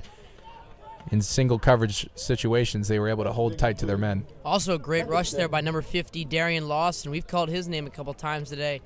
He jumped expecting Umbarger's first pump fake. He thought that was a pass, but then was able to get his feet back again and rush Umbarger, forcing him to make a bad throw there. 2nd and 10 now for Archbishop Spalding at the 41. Umbarger takes a snap, and he's going to help keep it himself on the read option there. And right there, stopped at the line of scrimmage. Looked like he might have picked up 2 yards. That's what they'll give him. So at the 39-yard line, Archbishop Spalding will have it 3rd and 8 with 9:49 to go in the third quarter. So a big chance here for this Gilman defense to make a stand.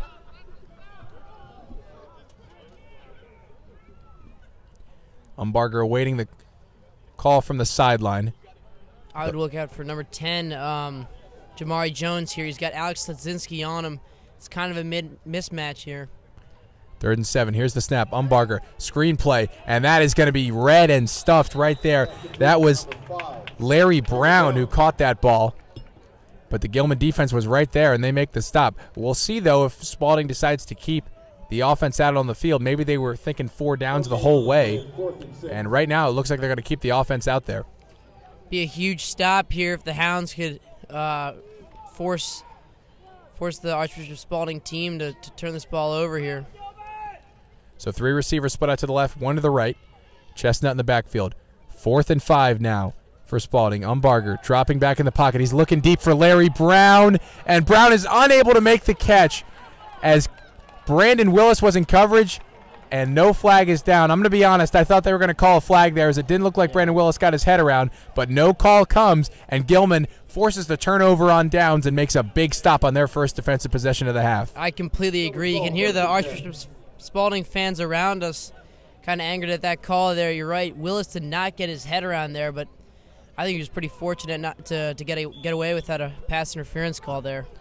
So Gilman forces a turnover on down. So the defenses come out maybe with something to prove as both of them get stops on their first attempts of the half. 1st and 10 for Gilman now, and that looked like a false start as Piper Bond and James Schloter moved before the ball did. That'll move the Greyhounds back 5 yards and put them in a 1st and 15 situation here. 8:46 to go in the third quarter. That's killer there after getting the ball back to just move yourself back 5 yards for the Hounds offense here. So 1st and 15. 3 receivers split out wide for Purnell Hill. Sends Brandon Madison in motion. He'll take the snap.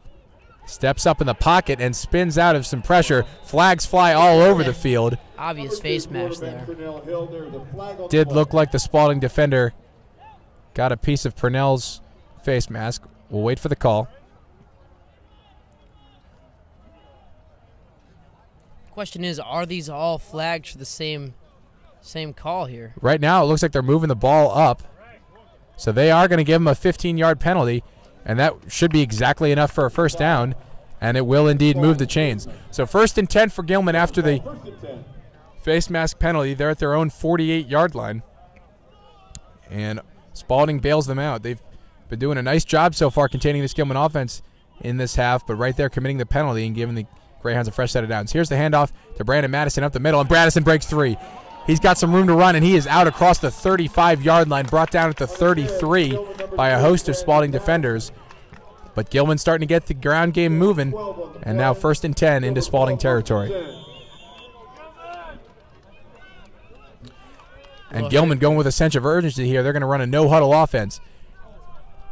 Purnell fakes it. Looks like that was a handoff to Madison, and he may have lost a yard or 2 there as Spalding converged quickly. Loss of 1 on the play. 2nd down and 12. What do you think of going no huddle here, Jack? Is that an effective way to maybe catch the Spalding defense off guard? I think so. I mean, because the Hounds were really only getting big plays in the first half, they might have to try a different type of offense to get Archbishop Spalding off balance here. Purnell takes a snap and rolls out to his right now. That pass is intended for Kyrie Jones, but it looked like it hit the ground first. Flag in the backfield. Flag in the play, and that's going to be a hold against Gilman. So that'll move him back 10 yards as the offense commits its 2nd penalty of the half after that false start to begin the drive. This is going to move them back 10 and bring up a 2nd and 21 situation from about the 44-yard line.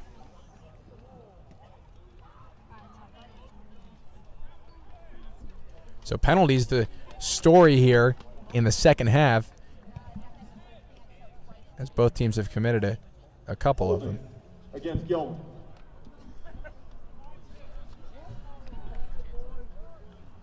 So we'll see what Gilman decides to do here on a 2nd and 21. James Schloter checks into the game.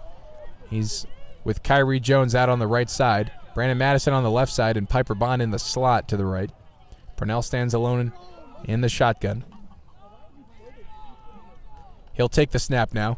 Looking for Brandon Madison, who was not even looking for it, and that ball is picked off. That's number 21, Logic Hudgens, who makes the interception, and he returns it out across the 50-yard line to the Gilman 46. So a mistake right there from the Gilman offense, as it looked like a miscommunication between Purnell Hill and Brandon Madison, and Spalding takes over again inside Gilman territory. That's really a tough sequence there. I mean, if you saw on the play, snap came to Hill, and number 15, Adam Barclay on Archbishop Spalding came through completely unblocked, forcing Purnell Hill to get rid of that ball before he wanted to. And unfortunately, Madison not ready for the ball. His defensive back was just able to jump the route and pick that ball off in stride. So that's one of the first turnovers. That may be the first turnover of the day, believe it or not. As Spalding gets in Gilman territory. Here's Julius Chestnut running to the right side, and he's got room to run. He's down the right sideline, past the 20, 10, 5, and he is out of bounds at the 1, but there is a flag. There is a flag, and this may be coming back. Yep. And that is going to be a hold against Spalding. So the Gilman fans breathe a sigh of relief as what looked to set up Spalding inside the 5-yard line is going to be coming back and set up a 1st and 20. So just like that Statue of Liberty play that got called back for Gilman in the first half, Spalding gets a big play of their own called back on penalties as both teams continue to have flags hurt them in this half.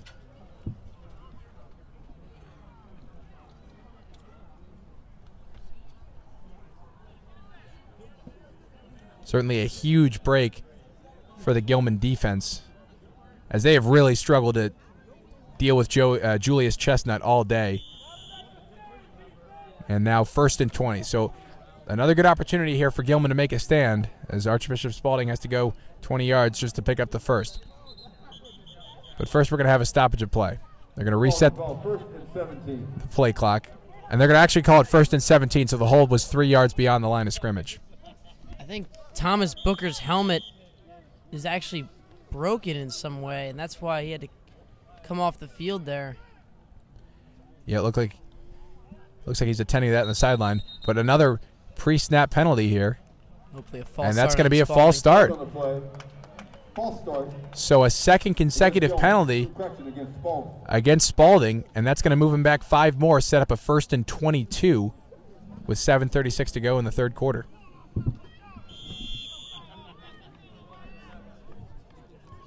So both teams coming out some pretty sloppy execution here, as we've just seen at least 6 penalties thus far in the half, and it hasn't even been 5 minutes. Umbarger will be in the shotgun. 3 receivers split out wide. Chestnut to his right. He'll take the snap and hand off to his running back, and Chestnut has some room along the right side. He takes a hard hit from Brandon Willis, but is able to bounce off of that. He's brought down at the 49-yard line.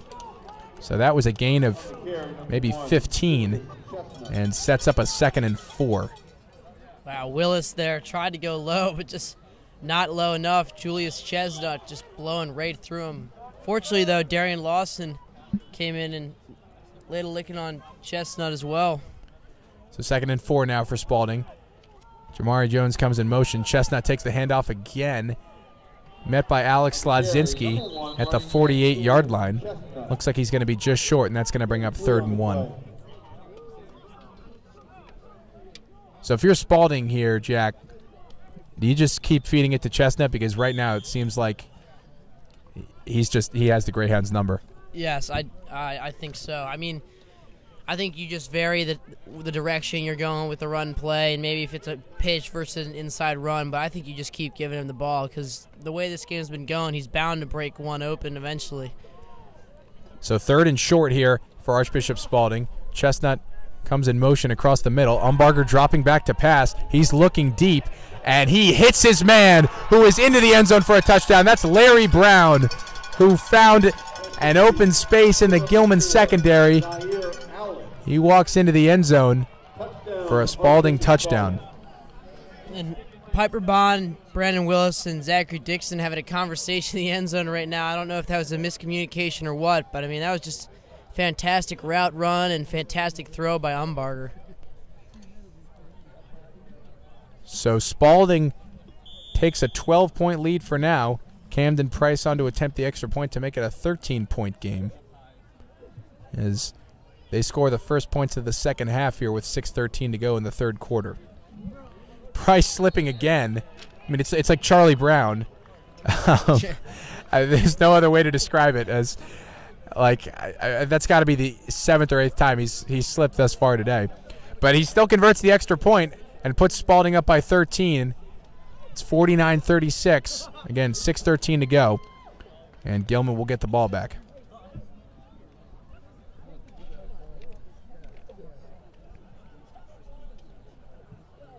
So the defense had him at 1st and 22 after the penalties, but after a big run by Julius Chestnut and then the completion to Larry Brown, Spalding strikes lightning quick and goes up 13 for the first 2-score lead of the day.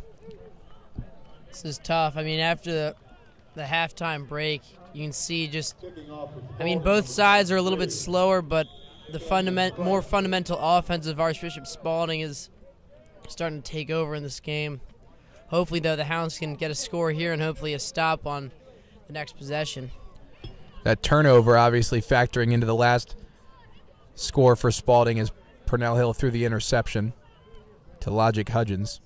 Here's Camden Price on to kick off. Sends that one deep.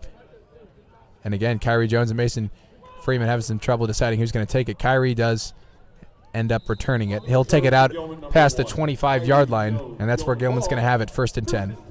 6:06 to go in the third quarter. Mason Freeman and Kyrie Jones, they got to come up with some way to communicate. I mean, that was the second time they both almost ran right into each other. And a Spalding player is now down. We'll see who that is, but Spalding player is taking a knee here as we've got a stoppage of play. So during this break, just want to give another shout out to our team here, Taylor West, Jonathan Zhang, who I forgot in the first half. he's thanking me for that. I definitely want to acknowledge all the help he's given us here today. Teddy Conover also helping us out, and of course our faculty advisor Cesare Cacanti doing great work here today as we bring this game to you. Of course, the 5th game of the conference season for the Greyhounds. They stand at 2-2 right now. A win here today would lock up a playoff seed. They could also win next week at McDonough, which at the beginning of the year was looking pretty unlikely, but after last night's result in which McDonough lost to Calvert Hall 35-21, of course, Calvert Hall, a team that Gilman beat 35-28, anything can happen. And so with the final 2 weeks of the regular season for Gilman coming up here, they have a chance to, if they win both, they'll actually be the 2 seed in the MIAA playoffs. So obviously a lot to be decided here, and today's game has a lot to do with that. Yeah, I mean, honestly, this is the most jumbled I've probably seen the MIA rankings-wise the last few years. I mean, obviously you have St. Francis, the unanimous #1 seed, but like McDonough losing to Calvert Hall, Gilman beating Calvert Hall, Gilman losing to McDonough, and then now you have Archbishop Spalding and Gilman going at it today, where the winner would get a playoff seed. But it really is no defined like 2, 3, 4 seed. Really. Certainly isn't. Pretty much all the teams have a chance to do it. So play resumes now after the injury. Brandon Madison takes the sweep along the left side, and he breaks into the open field. He is just stopped right there. That was number 54, Stephen Cobbs, who was the last man to bring down Madison. If he had broken that one, he probably would still be running. So 1st and 10 for Gilman after the big pickup from Madison. The injured player was Sean Spencer for the Cavaliers. He was able to walk off the field on his own power, so that was good to see. Hopefully he is okay. Schloter comes in motion now for Gilman. Purnell takes the snap, and he will hand off there. That was Jermaine Conyers checking into the game for the first time today. He's been a nice change of pace back for Gilman all season, the freshman. He also had a big play on defense against Loyola, breaking up a potentially game-tying touchdown. So he checks in at running back and picks up about 3. So it'll be 2nd and 7 for Gilman.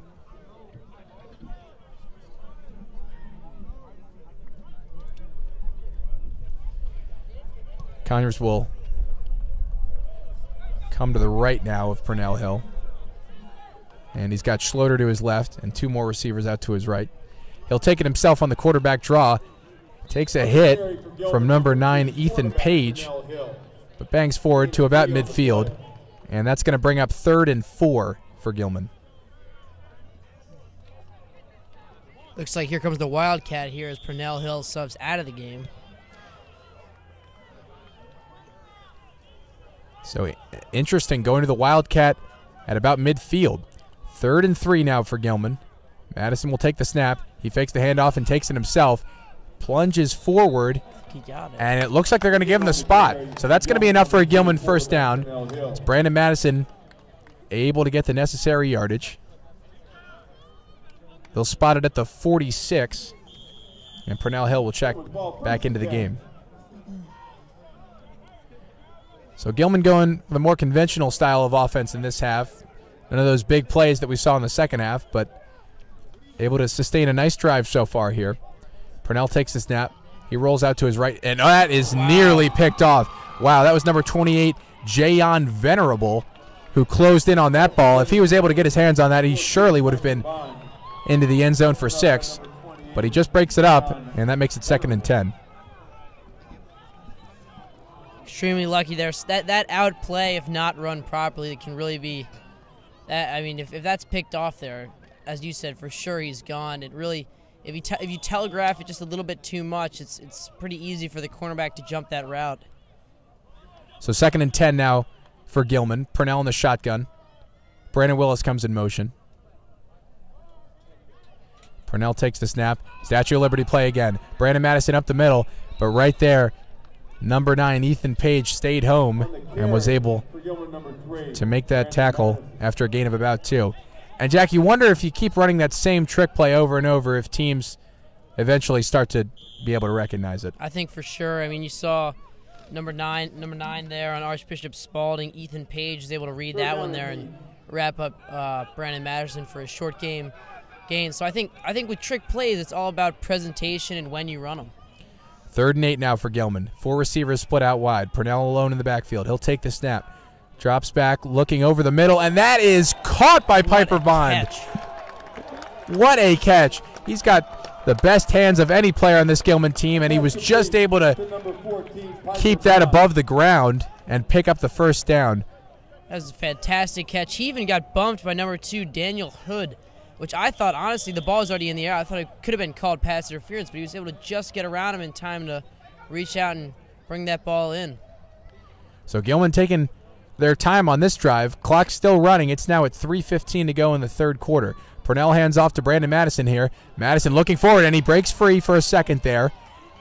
He'll be wrapped up by a number of Spalding defenders at about the 25-yard line. That looks to be just short of a first down. We'll bring up a 2nd and 1.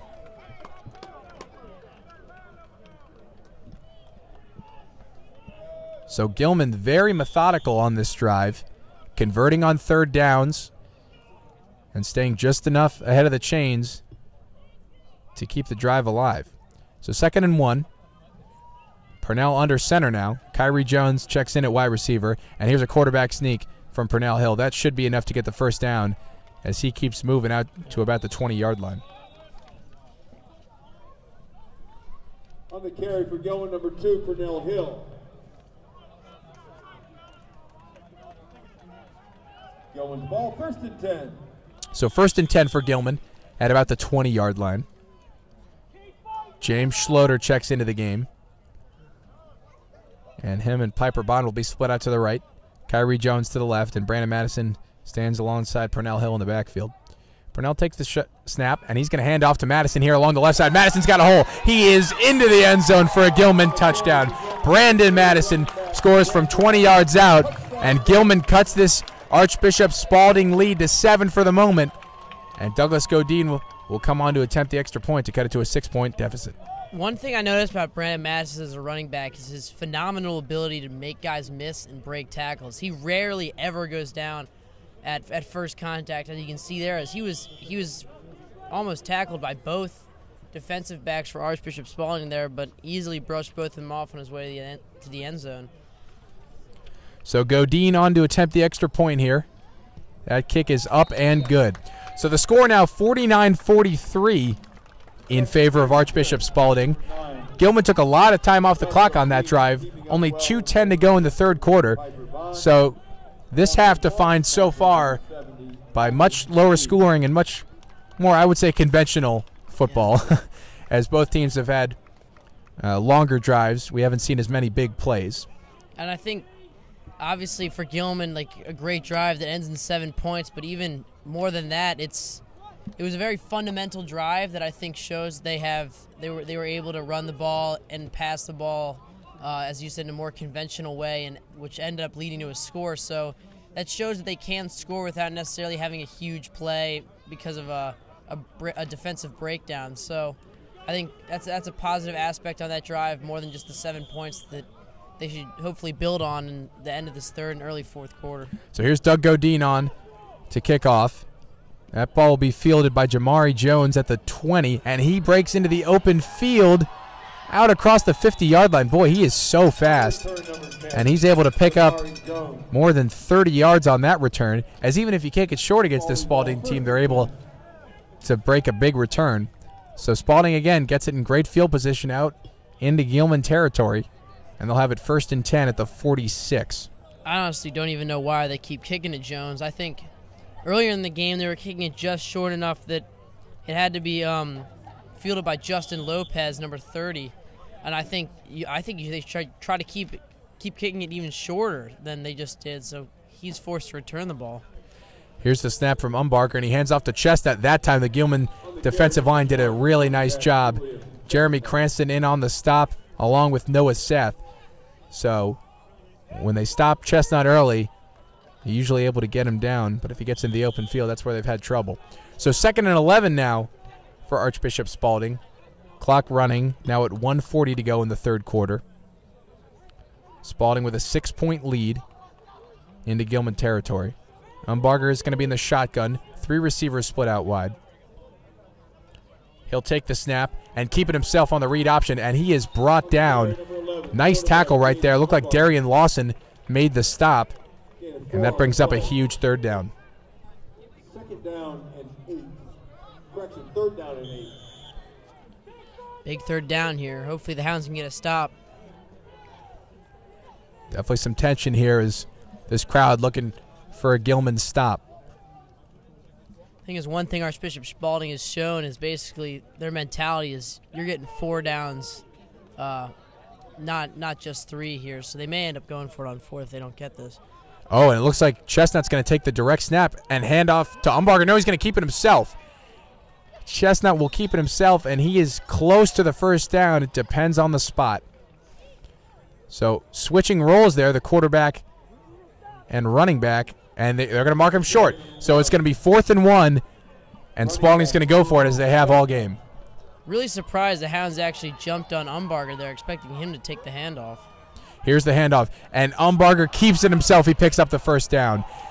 He's out across the 30-yard line, and he'll move the chains for Archbishop Spalding. And when you know you're going to go for it on 4th down, 3rd and 8 becomes a little bit easier to play call for.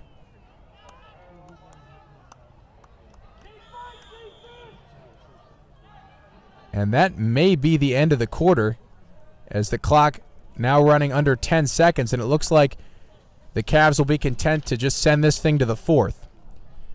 So they will walk to the sideline, and the teams will switch ends of the field as we will head to the 4th quarter. The score 49-43, Archbishop Spalding with the lead, and they have the ball inside Gilman territory at the 30-yard line.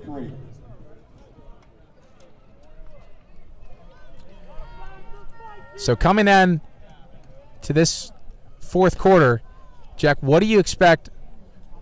What do you expect to see here? What's your prediction for how this game turns out? Because I don't know. I just don't know anymore. Yeah, crazy the fact that the score is 43-49 right now. Really an offensive-driven game, but I think if you're the Hounds, you got to stay focused on the fact that you really need to stop here. If they can stop Archbishop Spalding and even at least hold him to a field goal, here, that's a huge positive for them. But I think you got to think there's 12 minutes of the quarter. You still got all 3 timeouts, so there's plenty of time here. But you just got to take it one play at a time, one stop at a time. Really, I think defensive stops are going to be the key to this game here for the Hounds. So it's going to be 1st and 10 for Spalding coming into the 4th quarter. Umbarger will be in the shotgun. He's got 3 receivers split out wide. And again, they're going to go have Chestnut take the direct snap. Read option, he'll keep it himself. Noah Seth, the first Greyhound there, but not after he picks up 4 yards. So an interesting play call they've gone to twice now in this second half. At the last second, having Chestnut take the ball and run the read option himself. What you got to watch out for, though, is that eventually they might run that play and expect the Hounds to jump on Chestnut, and then they end up handing it off to Umbarger. So Umbarger back in the shotgun, and he will hit a jet sweep, and that was actually a throw right there. That was number 16, Austin Tudis, who threw the ball, but it looked like Julius Chestnut was unable to come up with that. Flag on the play. But we do have a flag down. I wonder if... Oh, sorry. 12 men on the field is the call. So that's going to be a 5-yard penalty against Spalding. That's going to be declined, though, and it's going to bring up 3rd and 6. So interesting call by head coach Tim Holly. He'll take the down over the distance and bring up a 3rd down here. I was wondering how the Hounds would defend that play there because I took a look at the roster for Archbishop Spalding, noticing that Tudis is listed as a quarterback. So I have no idea if the Hounds recognize that or not. It certainly looked like the throw is there for Spalding. But it'll be interesting to see if they go with that 2-quarterback look again. So 3rd down here for Gilman. And you can't really say it'd be a 3rd down stop if they stop him here because they're almost for sure going to go for it on 4th down as they've done so the entire game. But here's 3rd and 6. Umbarger takes the snap and hands off to Chestnut. He bounces it outside, and he is met right there by Alex Slodzinski. A huge play from the senior captain as he is able to stop him after a gain of only about 1 yard, and that's going to bring up 4th and 5. Huge 4th down here for the Hounds. You got to give everything you got right now. So perhaps the biggest play in this game coming up right here as Gilman with a chance to get the ball back down only 6. And Spalding looking to get a 1st down and try to take a 2-score lead once again. Watch the single coverage on the near side here between Jones and number 18. That's Jordan Best. Here's the snap from Umbarger. He's rolling out to his right. He looks back across, and he is going to be stuffed. He is stopped right there, short of the line to gain, and that is going to be a turnover on downs as the Gilman defense holds and forces a turnover. Huge stop there for the Hounds. Hopefully they can capitalize on that with the score here. So the Gilman defense holds. That's the 2nd turnover on downs of the half for Archbishop Spalding, deciding not to go for the field goal there. Probably wise, though, as Camden Price has had trouble staying on his feet here today. But that would have given them a 2-score lead had they elected to go for the field goal.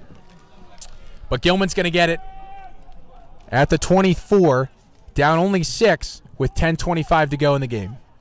Here's Pernell Hill in the shotgun. He'll take the snap. And that was a handoff, looked like to Conyers.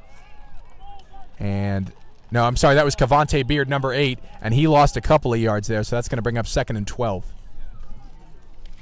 On the carry for Gilman, number 8, Cavante Beard. Loss of 2 on the play. It's 2nd and 12.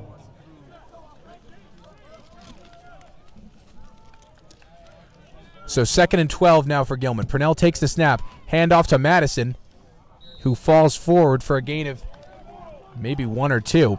So quickly it's 3rd and 10 for Gilman after Spalding stuffs the first 2 runs. So a big play here from the Greyhounds as they were given a turnover from that turnover on downs, but have been unable to move the ball so far. But 3rd and 10 now. 3 receivers split out wide. Madison in the backfield alongside Purnell Hill. Purnell takes the snap. He drops back. looking up. He's looking for Piper Bond, and that is just out of the reach of Piper, as it looked like a post play that they just couldn't connect on. So that's going to be 4th and 10, and Gilman will be forced to punt. That's tough there to go 3 and out. But at least you didn't take too much time off the clock, so Archbishop Spalding, you're most likely going to get the ball back here for the Hounds. Had that possession take 2, 3, maybe even 4 minutes, I think they would have been in a tougher position than they are right now. Jamari Jones back deep to return for Spalding. He is oh so dangerous, having already returned a kickoff to the house for a touchdown. Bryce Bush punts it away here. Nice high kick, and that is going to bounce at the 50-yard line and roll out at the 47. So that's where Spalding will have it, 1st and 10 with 9:12 to go in the game. They have a 6-point lead, and the last time they were out on offense, they turned it over on downs at the Gilman 24. So the Greyhounds will ask their defense once again to come up with a stand here and give the offense the ball back with a chance to win the game.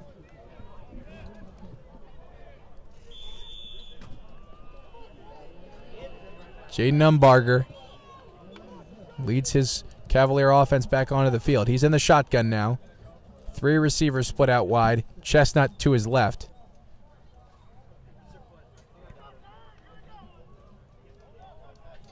He'll take the snap, fake the handoff, and looking deep. He hits Jamari Jones at the 40-yard line. Jones cuts it back upfield and will be brought down by Kyrie Jones.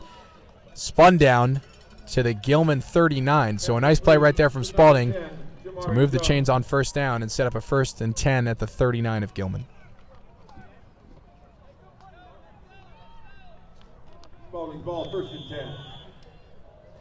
Clock continues to run. It's now under 9 minutes to go in the game. Umbarger takes the snap, looking to throw again. That ball is complete out to Larry Brown, and Brown is brought down after a gain of about 7. So Spalding going with the quick wide receiver screen there, and they pick up 7.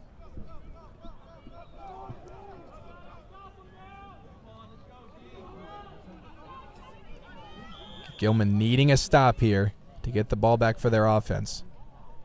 Here's Umbarger taking the snap, looking to throw again. He's looking, and he hits Jamari Jones, who is pushed out of bounds at the 20-yard line by Brandon Willis. But Jones now with 2 completions, 2 catches, I should say, on this drive, and he looks to be perhaps a little bit shaken up as he takes off his shoe on the Spalding sideline. So he'll come out of the game momentarily. 1st and 10 for Spalding at the 20-yard line. 3 receivers split out wide, and Chestnut returns to the backfield. Umbarger taking a snap. That's a run to the right side, and he is pushed out of bounds after a gain of about 5. So it'll be 2nd and 5 now. We've got a hold, though, so that's going to be a holding call against Spalding, and that'll move him back 10 yards. It's a big play there. It creates a little more cushion between this Archbishop Spalding offense in the end zone. So we'll see where that call was from. Looked like the flag was thrown ahead of the line of scrimmage, so it may only set up a 1st and 15 or so. Piper Bond talking to the officials. We'll see where they spot it. Looks like at the 27-yard line. Holding against Archbishop. So that's going to be a 1st and 17 for Spalding. 8:15 to go here in the 4th quarter.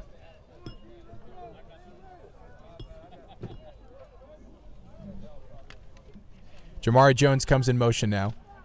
Here's Umbarger dropping back. He's looking deep, and he's got a man wide open. Oh, my goodness, he bowls over him. That's number 2, Daniel Hood, who gets the 1st down inside the 5-yard line.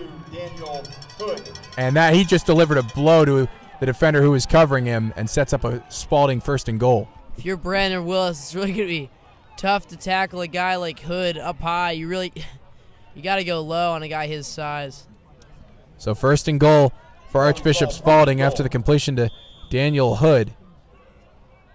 Here's Umbarger. Hands off to Chestnut. No, he's going to keep it himself. Calm down. But they're going to – he slipped. He would have walked into the end zone had he not. But he slipped, and he will be called down at the 1. Second goal. So 2nd and goal now for Archbishop Spalding. Honestly, if you're Gilman, I don't know how great that is because the clock is going to continue to run. So here's the handoff now to Chestnut, and Chestnut is stopped initially. Big stop. And they'll call his forward progress stopped before the end zone. So again, Gilman holds. It's going to be 3rd and goal now.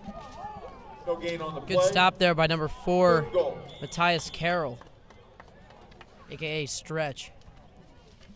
So 3rd and goal now for Archbishop Spalding. Again, you'd think that it's 4-down territory as they've shown the willingness to do that all game. 3 receivers split out wide for Umbarger, and Chestnut alongside him.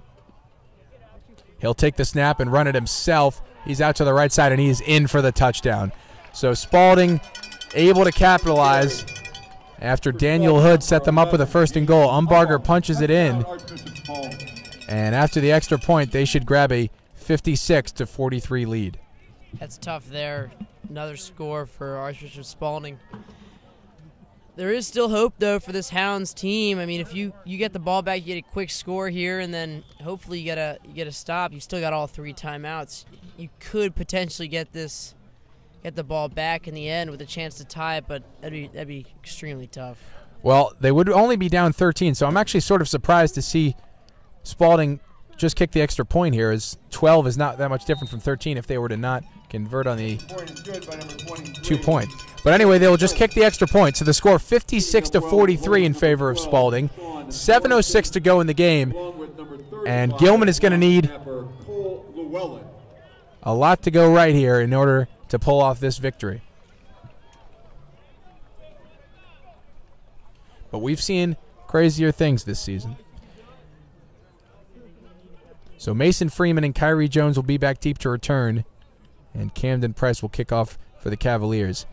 And, Jack, if you're Gilman here, do you go for the big play like they were doing in the first half, or do you run the more conventional style of offense that they've been doing so far in the second half? Hap, I think right now if you're the Hounds, you got to be strategical in this possession. What I might do is try to lull Archbishop Spalding to sleep a little bit with maybe like short passes or runs, and then that's when you look for the trick play. We've seen Gilman with a variety of trick plays this season. That's what I'd look for.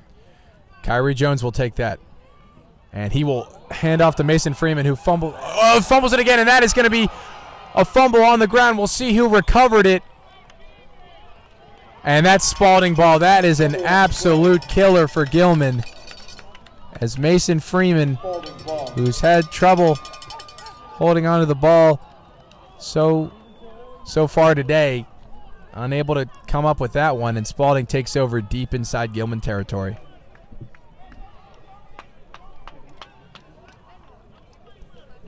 Pretty devastating turnover right there, as Spalding now just 9 yards away from making this a 3-score game.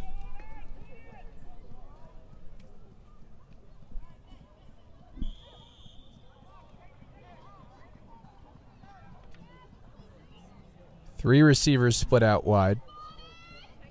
Jamari Jones comes in motion. Umbarger looking for the end zone, and that is going to be caught for a touchdown. That's Jake Brady, who comes up with the catch for the Cavaliers. And that is their 62nd point of the day, as this Spalding offense has really put on a clinic so far. Obviously aided right there from the turnover by Mason Freeman, but nonetheless an impressive performance.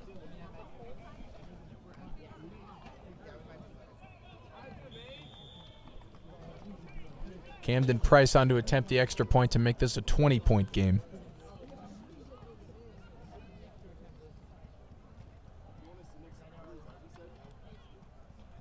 And that one is no good.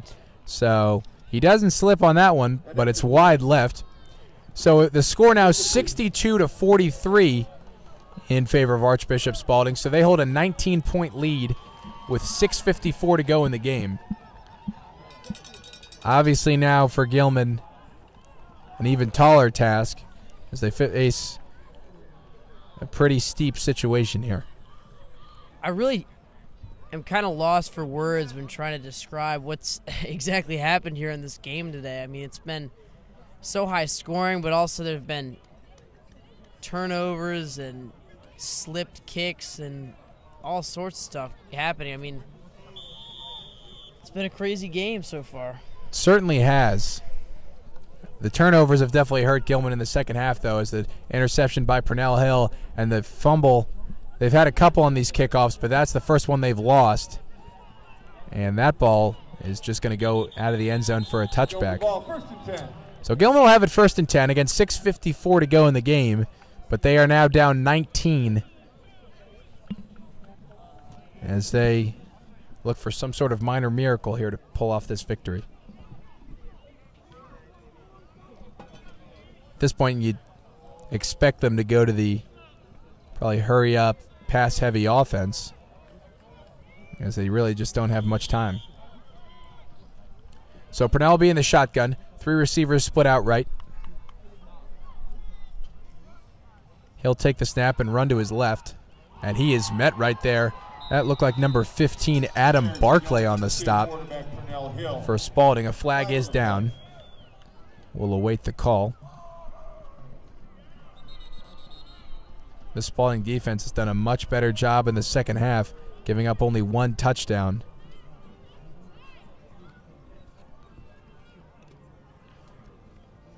There is a Greyhound down on the field.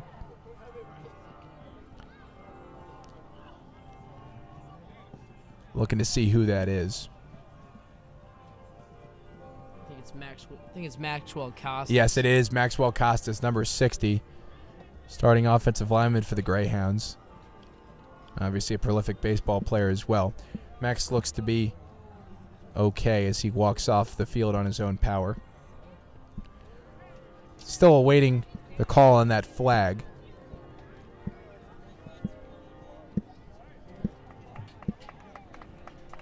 It's going to be a hold against Gilman. So that'll move him back. Nope, they're going to decline it. Okay. So Archbishop Spalding declines the holding penalty.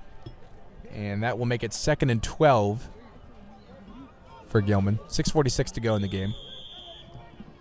Purnell in the shotgun. 4 receivers split out wide. Schloter comes in motion now. Purnell takes the snap. He dumps it off there to Brandon Madison on a screenplay. Madison able to find some room out to about the 30-yard line. Might be just short of the first down. So it'll be 3rd and 1 now. Gain of 10 on the play. It's 3rd down and 1.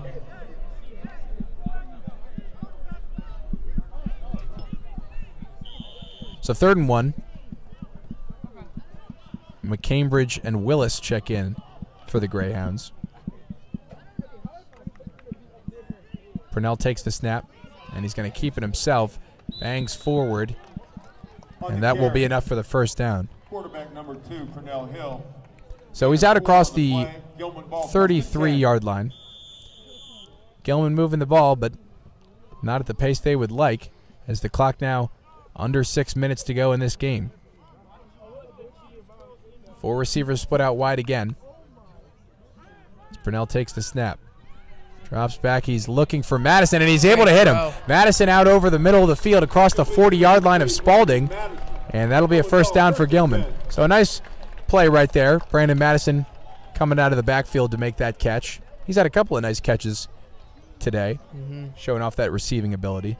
It's a great touch pass by Purnell Hill there, able to lead Madison just over the defense of Archbishop Spalding. It's a good gain for the Hounds. 1st and 10 from the 39-yard line now. Purnell throws that out to James Schloter, who is hit hard right there. That's number 21, Logic Hudgens, who had the interception earlier in the game. He made the stop, but Hudgens is now down after that tackle. So we will see if he is all right. That was a tough hit right there. You can see it looks like Schloter, although moving around, might have had the wind knocked out of him there. That was a pretty dangerous pass there. Although completed, you could really see that Archbishop Spalding's corner was going to come in unblocked, and Schloter, just as he turned around there, was just absolutely popped. But the Archbishop Spalding defensive back ended up getting the worst end of the hit and is still down. Want to take this time to remind everyone to go to Greyhound TV to check out future broadcasts and also archive broadcasts. We've got every game we've ever done on there, so if you want to rewatch any of the football, soccer, basketball, baseball, lacrosse games, they're all on there. Also follow us on Twitter and Instagram at Greyhound TV. Looks like now Logic Hudgens is walking off the field. Hopefully he's all right. So Gilman's going to have it now 2nd and 12 with 5:31 to go. And Jack, at this point, you got to believe they need to throw the ball down the field. Yeah, I think at this point you got to go all in and just try to get touchdowns as fast as you can here if you're the Hounds. May look to Piper Bond deep here. But here is a handoff to Brandon Madison. Madison finds some room along the left side, and he's down the left sidelines.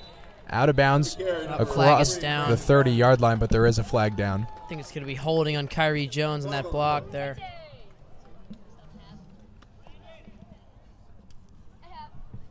So we will see if it is indeed a hold. Gilman offense moving back as if they believe it is.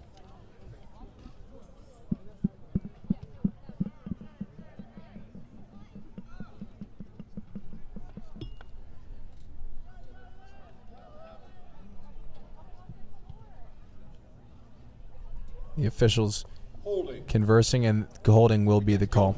So that'll move him back 10 more and set up a 2nd and 22, or maybe a little bit less than that, more like a 2nd and 20. 5:17 to go in the game here. Again, Gilman trailing by 19, so they need points, and they need them fast. Purnell in the shotgun now. He takes the snap. Steps up in the pocket and hits Piper Bond over the middle. No one around Piper, and he was surprised to see it. He's out across the 20-yard line.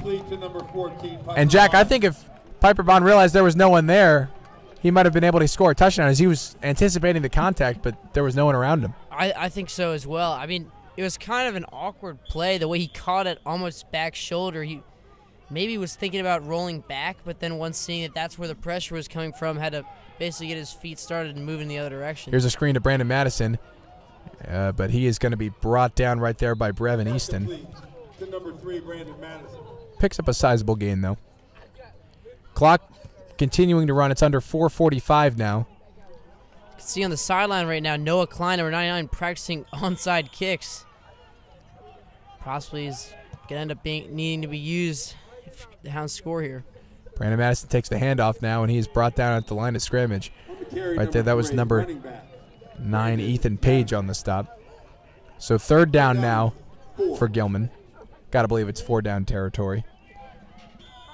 Clock running now under 4:15 to go.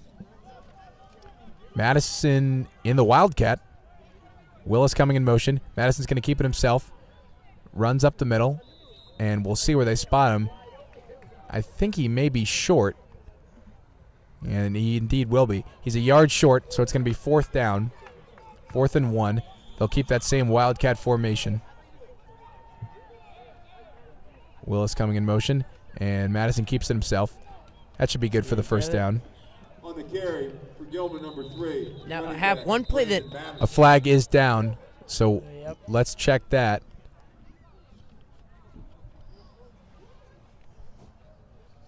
Could be a neutral zone infraction on Archbishop Spalding. We'll await the call here. Illegal formation against Gilman. That's a tough call. It's going to move him back 5 yards. And make it 4th and 6. Now, Hap, the one play that out of the Wildcat formation that we've seen be so successful this year that I actually wonder about, we haven't seen a pass out of the Wildcat formation yet. And I wonder if that, I mean, obviously, I don't know what effect it would have in this game, but in future games to come, if we think that the Hounds may try to utilize a pass out of the Wildcat formation. Certainly would be quite the trick where you got the Wildcat into the throw. We have seen Brandon Madison throw for a touchdown before in his career. I'm sure of that. Yes. So he definitely has that ability. We'll wait to see. But 4th and 6 here, so this, if Gilman has any chance, they have to convert here. Purnell takes the snap in the shotgun. looking for the end zone, nearly brought down on the sack, rolling out, and that is incomplete, but they're probably going to call pass interference as Bryce Bush was being hounded by a number of Spalding defenders. That should set Gilman up with a 1st and goal. Unfortunately, Purnell Hill just missed Piper Bond streaking across the back of the end zone, closer to the goalposts. Had he seen him, it probably would have been an easy touchdown for the Hounds. Luckily, though, they did get the pass interference call in their favor. Except the ref's now conversing. They will give him a 1st and goal. Depends on where they spot it. Looks like the 6-yard line. But Gilman's going to go back to the Wildcat as Brandon Madison will take the snap. We'll see if maybe they do throw out of it. And he'll hand off to Zach Dixon there. Nice play, and Dixon is into the end zone for a touchdown. So instead of keeping it himself as he's done all game, he hands it off to Zach Dixon, who punches it in for the touchdown. And Gilman is an extra point away from scoring 50. Touchdown, Gilman. Does it even matter here if they were to not kick this and go for 2? Or? So it actually would, because then they would be down 11 and you could go touchdown 2-point field goal. But they're just going to kick the extra point, which would require them to score 2 touchdowns. Kind of surprised at that, Jack. Maybe they're not worried about the math right now, but obviously that would make the game a little bit easier if only a field goal and a touchdown were needed. But they are going to need 2 more scores in the end zone if they want to win this game. And you'd have to believe an onside kick is coming here. Yes. Yes. Now Noah Klein in, who is warming up on the sideline to kick with his onside kicks. I think is going to come in, and I guess they're just going to hope for maybe a muff by Archbishop Spalding or something, some kind of miracle for them to recover this ball. We saw them practicing this during the week. I was able to watch one of the practices for a couple of minutes, and I saw them rehearsing this with Noah Klein. So I think, although Archbishop Spalding looks to be more stacked up, oh no. We'll see if they run some sort of trick where they kick it to the other side, or we'll see. So here's an onside kick that Gilman desperately needs to recover if they have any chance of winning this game. It's got to get to at least the 50-yard line. Here's Noah Klein. Ball is on the ground. It hops up into the air, but a Spalding player is able to recover it. That looked like number 14, Will Sherwood, who covered it up. And so Spalding will have it 1st and 10. Game not technically over as Gilman has all 3 of their timeouts, so they could force a 3-and-out and get the ball back, score a touchdown, and then try an onside kick again. But certainly a big blow to their chances there not being able to recover that one. If you're the Hounds defense here, you're probably just you're assuming that Archbishop Spalding is probably going to run it here, but then probably just trying to get a strip or somehow force a quick turnover if possible. 1st and 10 for the Cavaliers. 3:18 to go in the game. Umbarger takes the snap, and he'll roll out to the right. And he's got a 1st down and more down the right sideline, and he's going to have a touchdown. There is no one there as he will just walk into the end zone, and Archbishop Spalding scores its, I believe, 7th touchdown of the day to go up 68-50. 10th. I meant to say 10, but I said 7th. Thank you to Taylor West for correcting me on that. Math was never my strongest subject. So here's Camden Price on to attempt the extra point to make it 69-50. Again, there's 3 minutes and 7 seconds remaining in the game.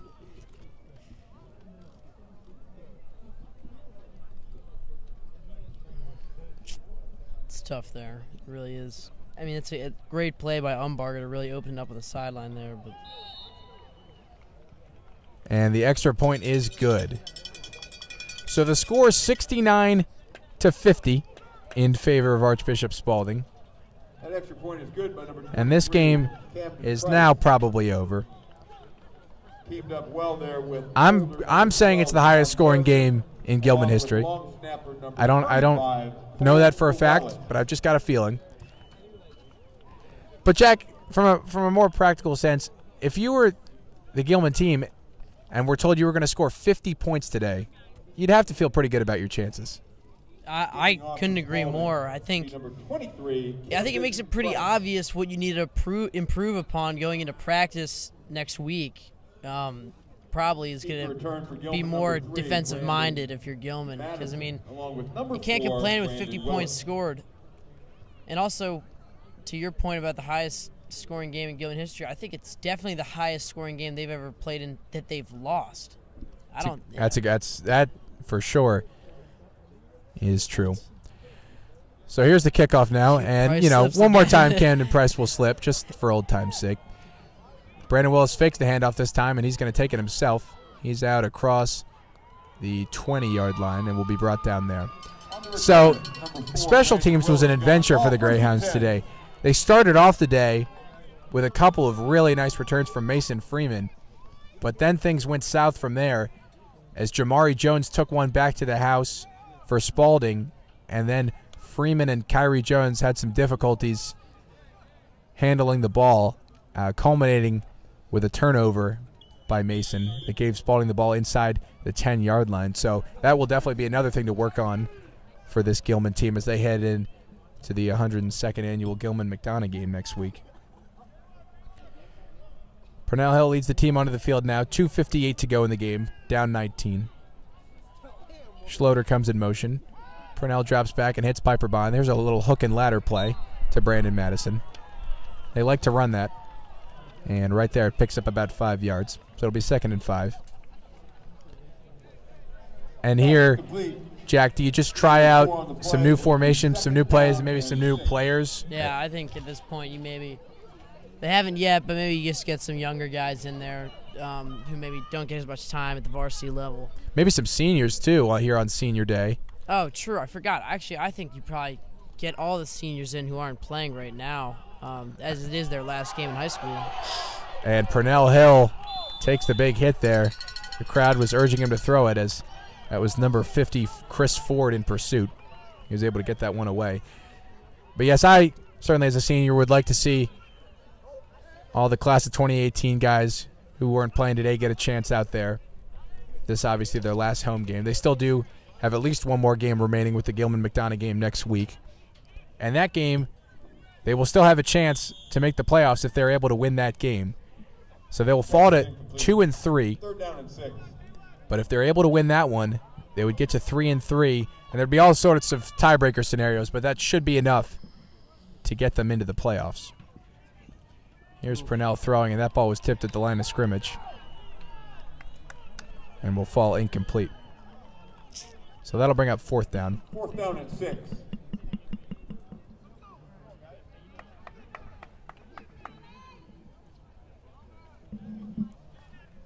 Gilman's going to keep the offense out there.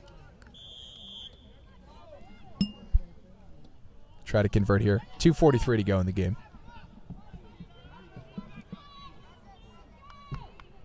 Here is the snap to Purnell Hill. So 4th down. Purnell stepping up in the pocket. He looks deep for Brandon Willis, and that ball is incomplete. Nice coverage right there by number 14, Will Sherwood, and that'll be a turnover on downs. Spalding will get it at the 26-yard line. If you're Spalding here, you try to go for 70 plus. I don't know. I thought in the last possession, I thought they were going to take it slow, and they obviously didn't. On the first play was a score, but they may try to pile it on here, but who knows? Actually, it looks like they're bringing in the backup quarterback right now, so probably not. But yeah, it does look like they're going to bring on some of the second-team players. So checking in at quarterback, that's number 16, Austin Tudis, who we saw throw a ball earlier in the game. He is a freshman, so getting some reps in. Obviously, Jaden Umbarger, only a junior, so he'll be back next year.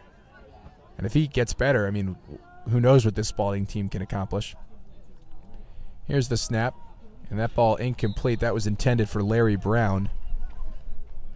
No call there. May have been some early contact. Yeah, I think at this point, if you're the refs, not really much of a point.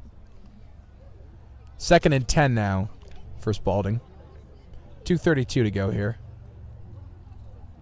I think the important thing looking at this game, if you're the Hounds, you got to make sure you take your positives and recognize them, especially like from an offensive standpoint. And there were things that Gilman did well on defense too, but then you got to also acknowledge the things you didn't do well and make sure you improve upon those.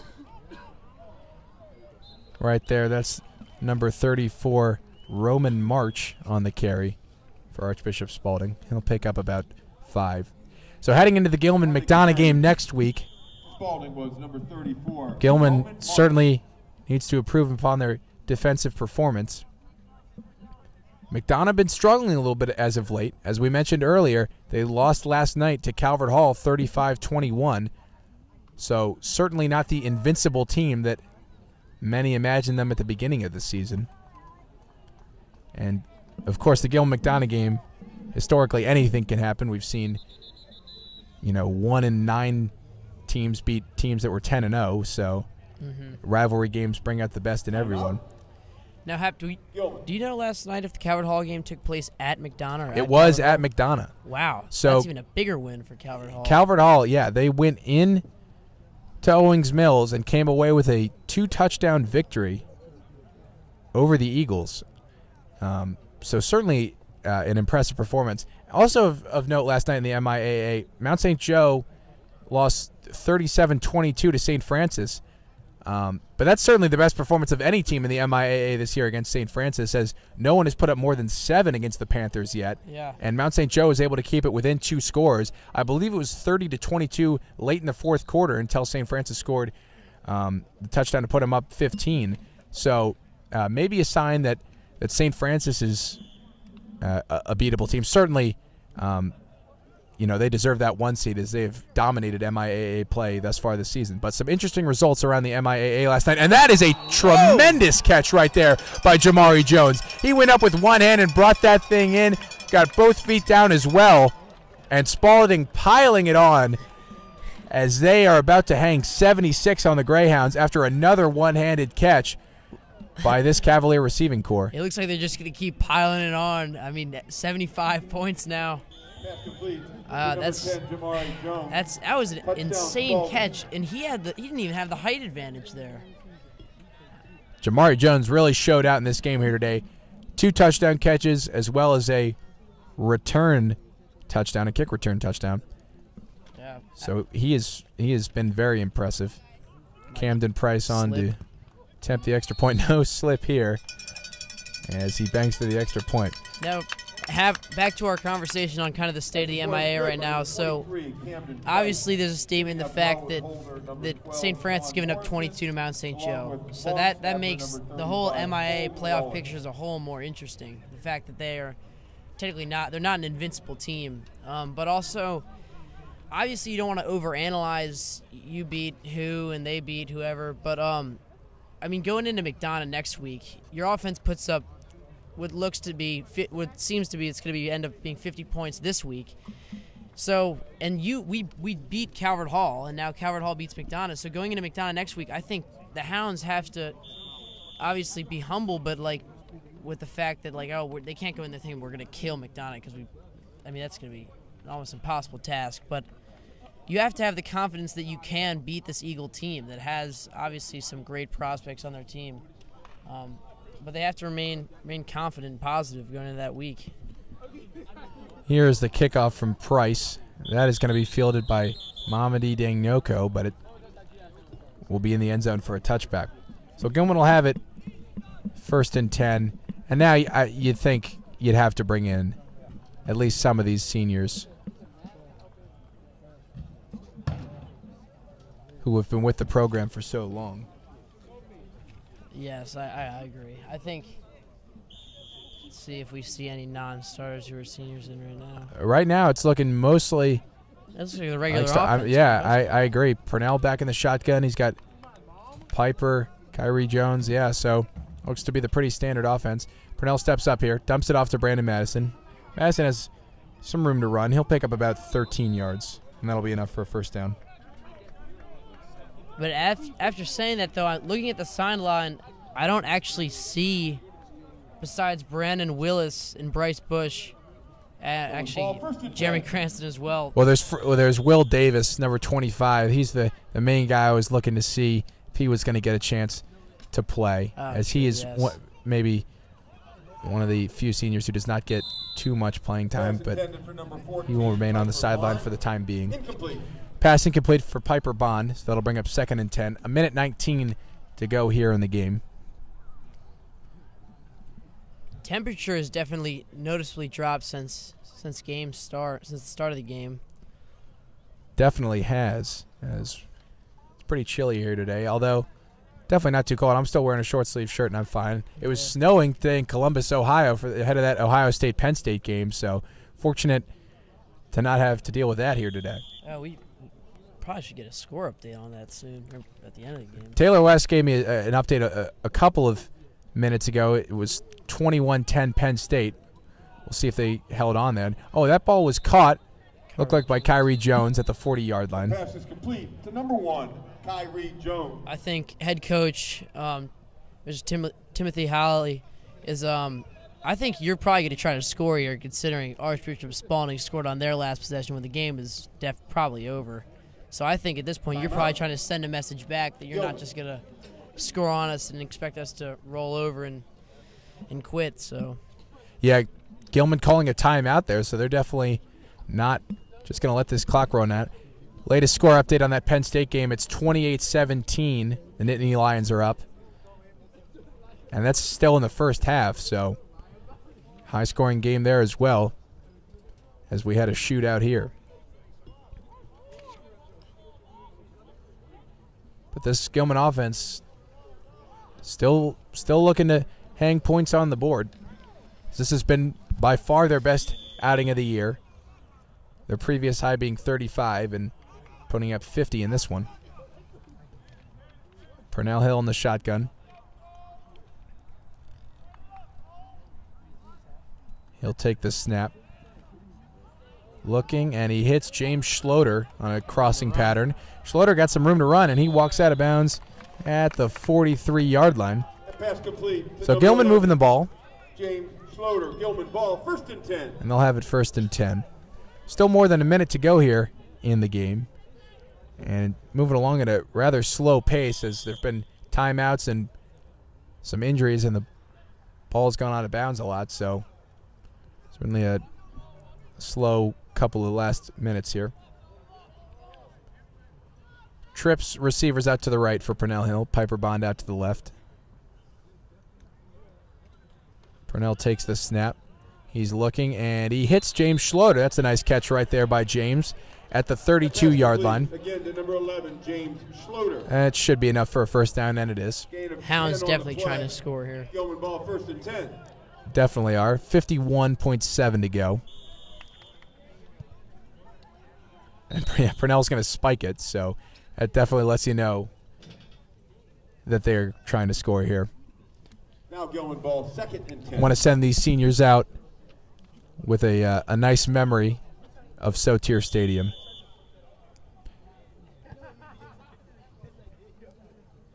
.3 remaining in the game. And most of the fans still here, obviously. A lot of family members of these players coming here to watch their final home game. They'll be down on the field to congratulate them afterwards. But Gilman's still trying to score some points here. Purnell takes the snap. He'll step up and shakes free. He hits Brandon Madison on a little dump off there, and Madison gets out of bounds at the 16-yard line. So the Hounds putting together a pretty nice 2-minute drill here, you could say.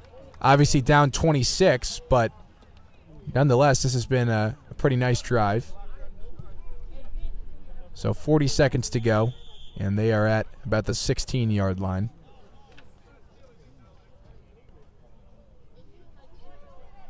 Three receivers split out for Purnell. He'll take the snap.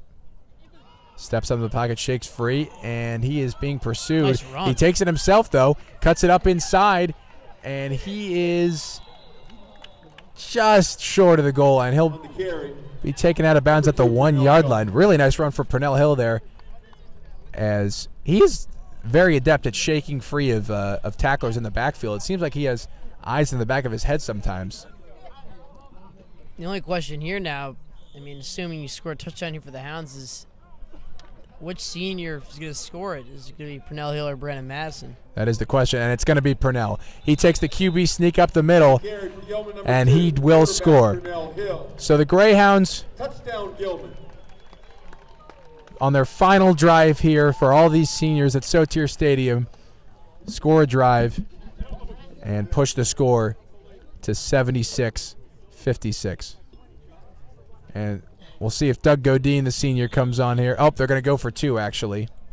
Now, do you think they'll go for an onside here if they go to kick this ball off? That would seem to be a little bit petty. I don't know. Oh, a little trick play. Caught by Bryce Bush. Yes. The old fumble-rooski pass there from Gilman. Is successful. as Spalding thought that was some sort of mistake, but Brandon Madison throws for the 2-point conversion there. Bringing Collider on now. I think they might kick this onside here with hopes they can get the ball back. Obviously, Mr. Howley was pretty bothered by the fact that Archbishop Spalding had those 2 scores at the end of the game. Certainly seems to be upset by that, as Gilman still trails by 18 with only 26 seconds left, but it does look like they're going to attempt that onside kick. So here's Noah Klein on to kick for Gilman. And Spalding is ready.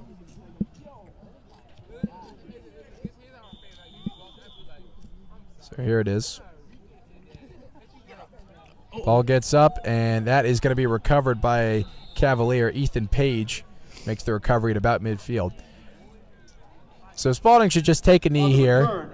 Spalding, number 9, and Ethan both Page. these teams can shake hands Ball, 1st and 10. and head their respective ways. So Spalding will go to 3-2 now in MIAA conference play. They've got a matchup with St. Joe next week, and if they win that game, they've got a chance, if McDonough loses, actually to be the 2 seed. So Spalding clinches a playoff spot here today, and they'll be looking for more next week against the Gales, as this is just a prolific offense that, to me, has the ability to score with anyone. And they will take a knee. So that will end the game here, as the teams will get ready to shake hands. Senior captains Purnell Hill, Brandon Madison, and Piper Bond will lead the way for Gilman, as these seniors walk off the field for their last time, getting an ovation from the crowd here, thanking them for their service to the Gilman football program. The final here, 76-58, Archbishop Spalding, in an absolute shootout. It was 42-36 at the half, and the scoring continued in the 3rd and 4th quarter. So we are going to sign off here for the final time at home this season, as Gilman still has at least 1 game remaining next week in the 102nd annual Gilman-McDonough game, and we will see you then, 5 o'clock Saturday, November the 4th, as the Greyhounds get set to take on the Eagles. For Jack Tornolani, I'm Hap Conover. Thanks so much for tuning in. We'll see you next week. Thanks again.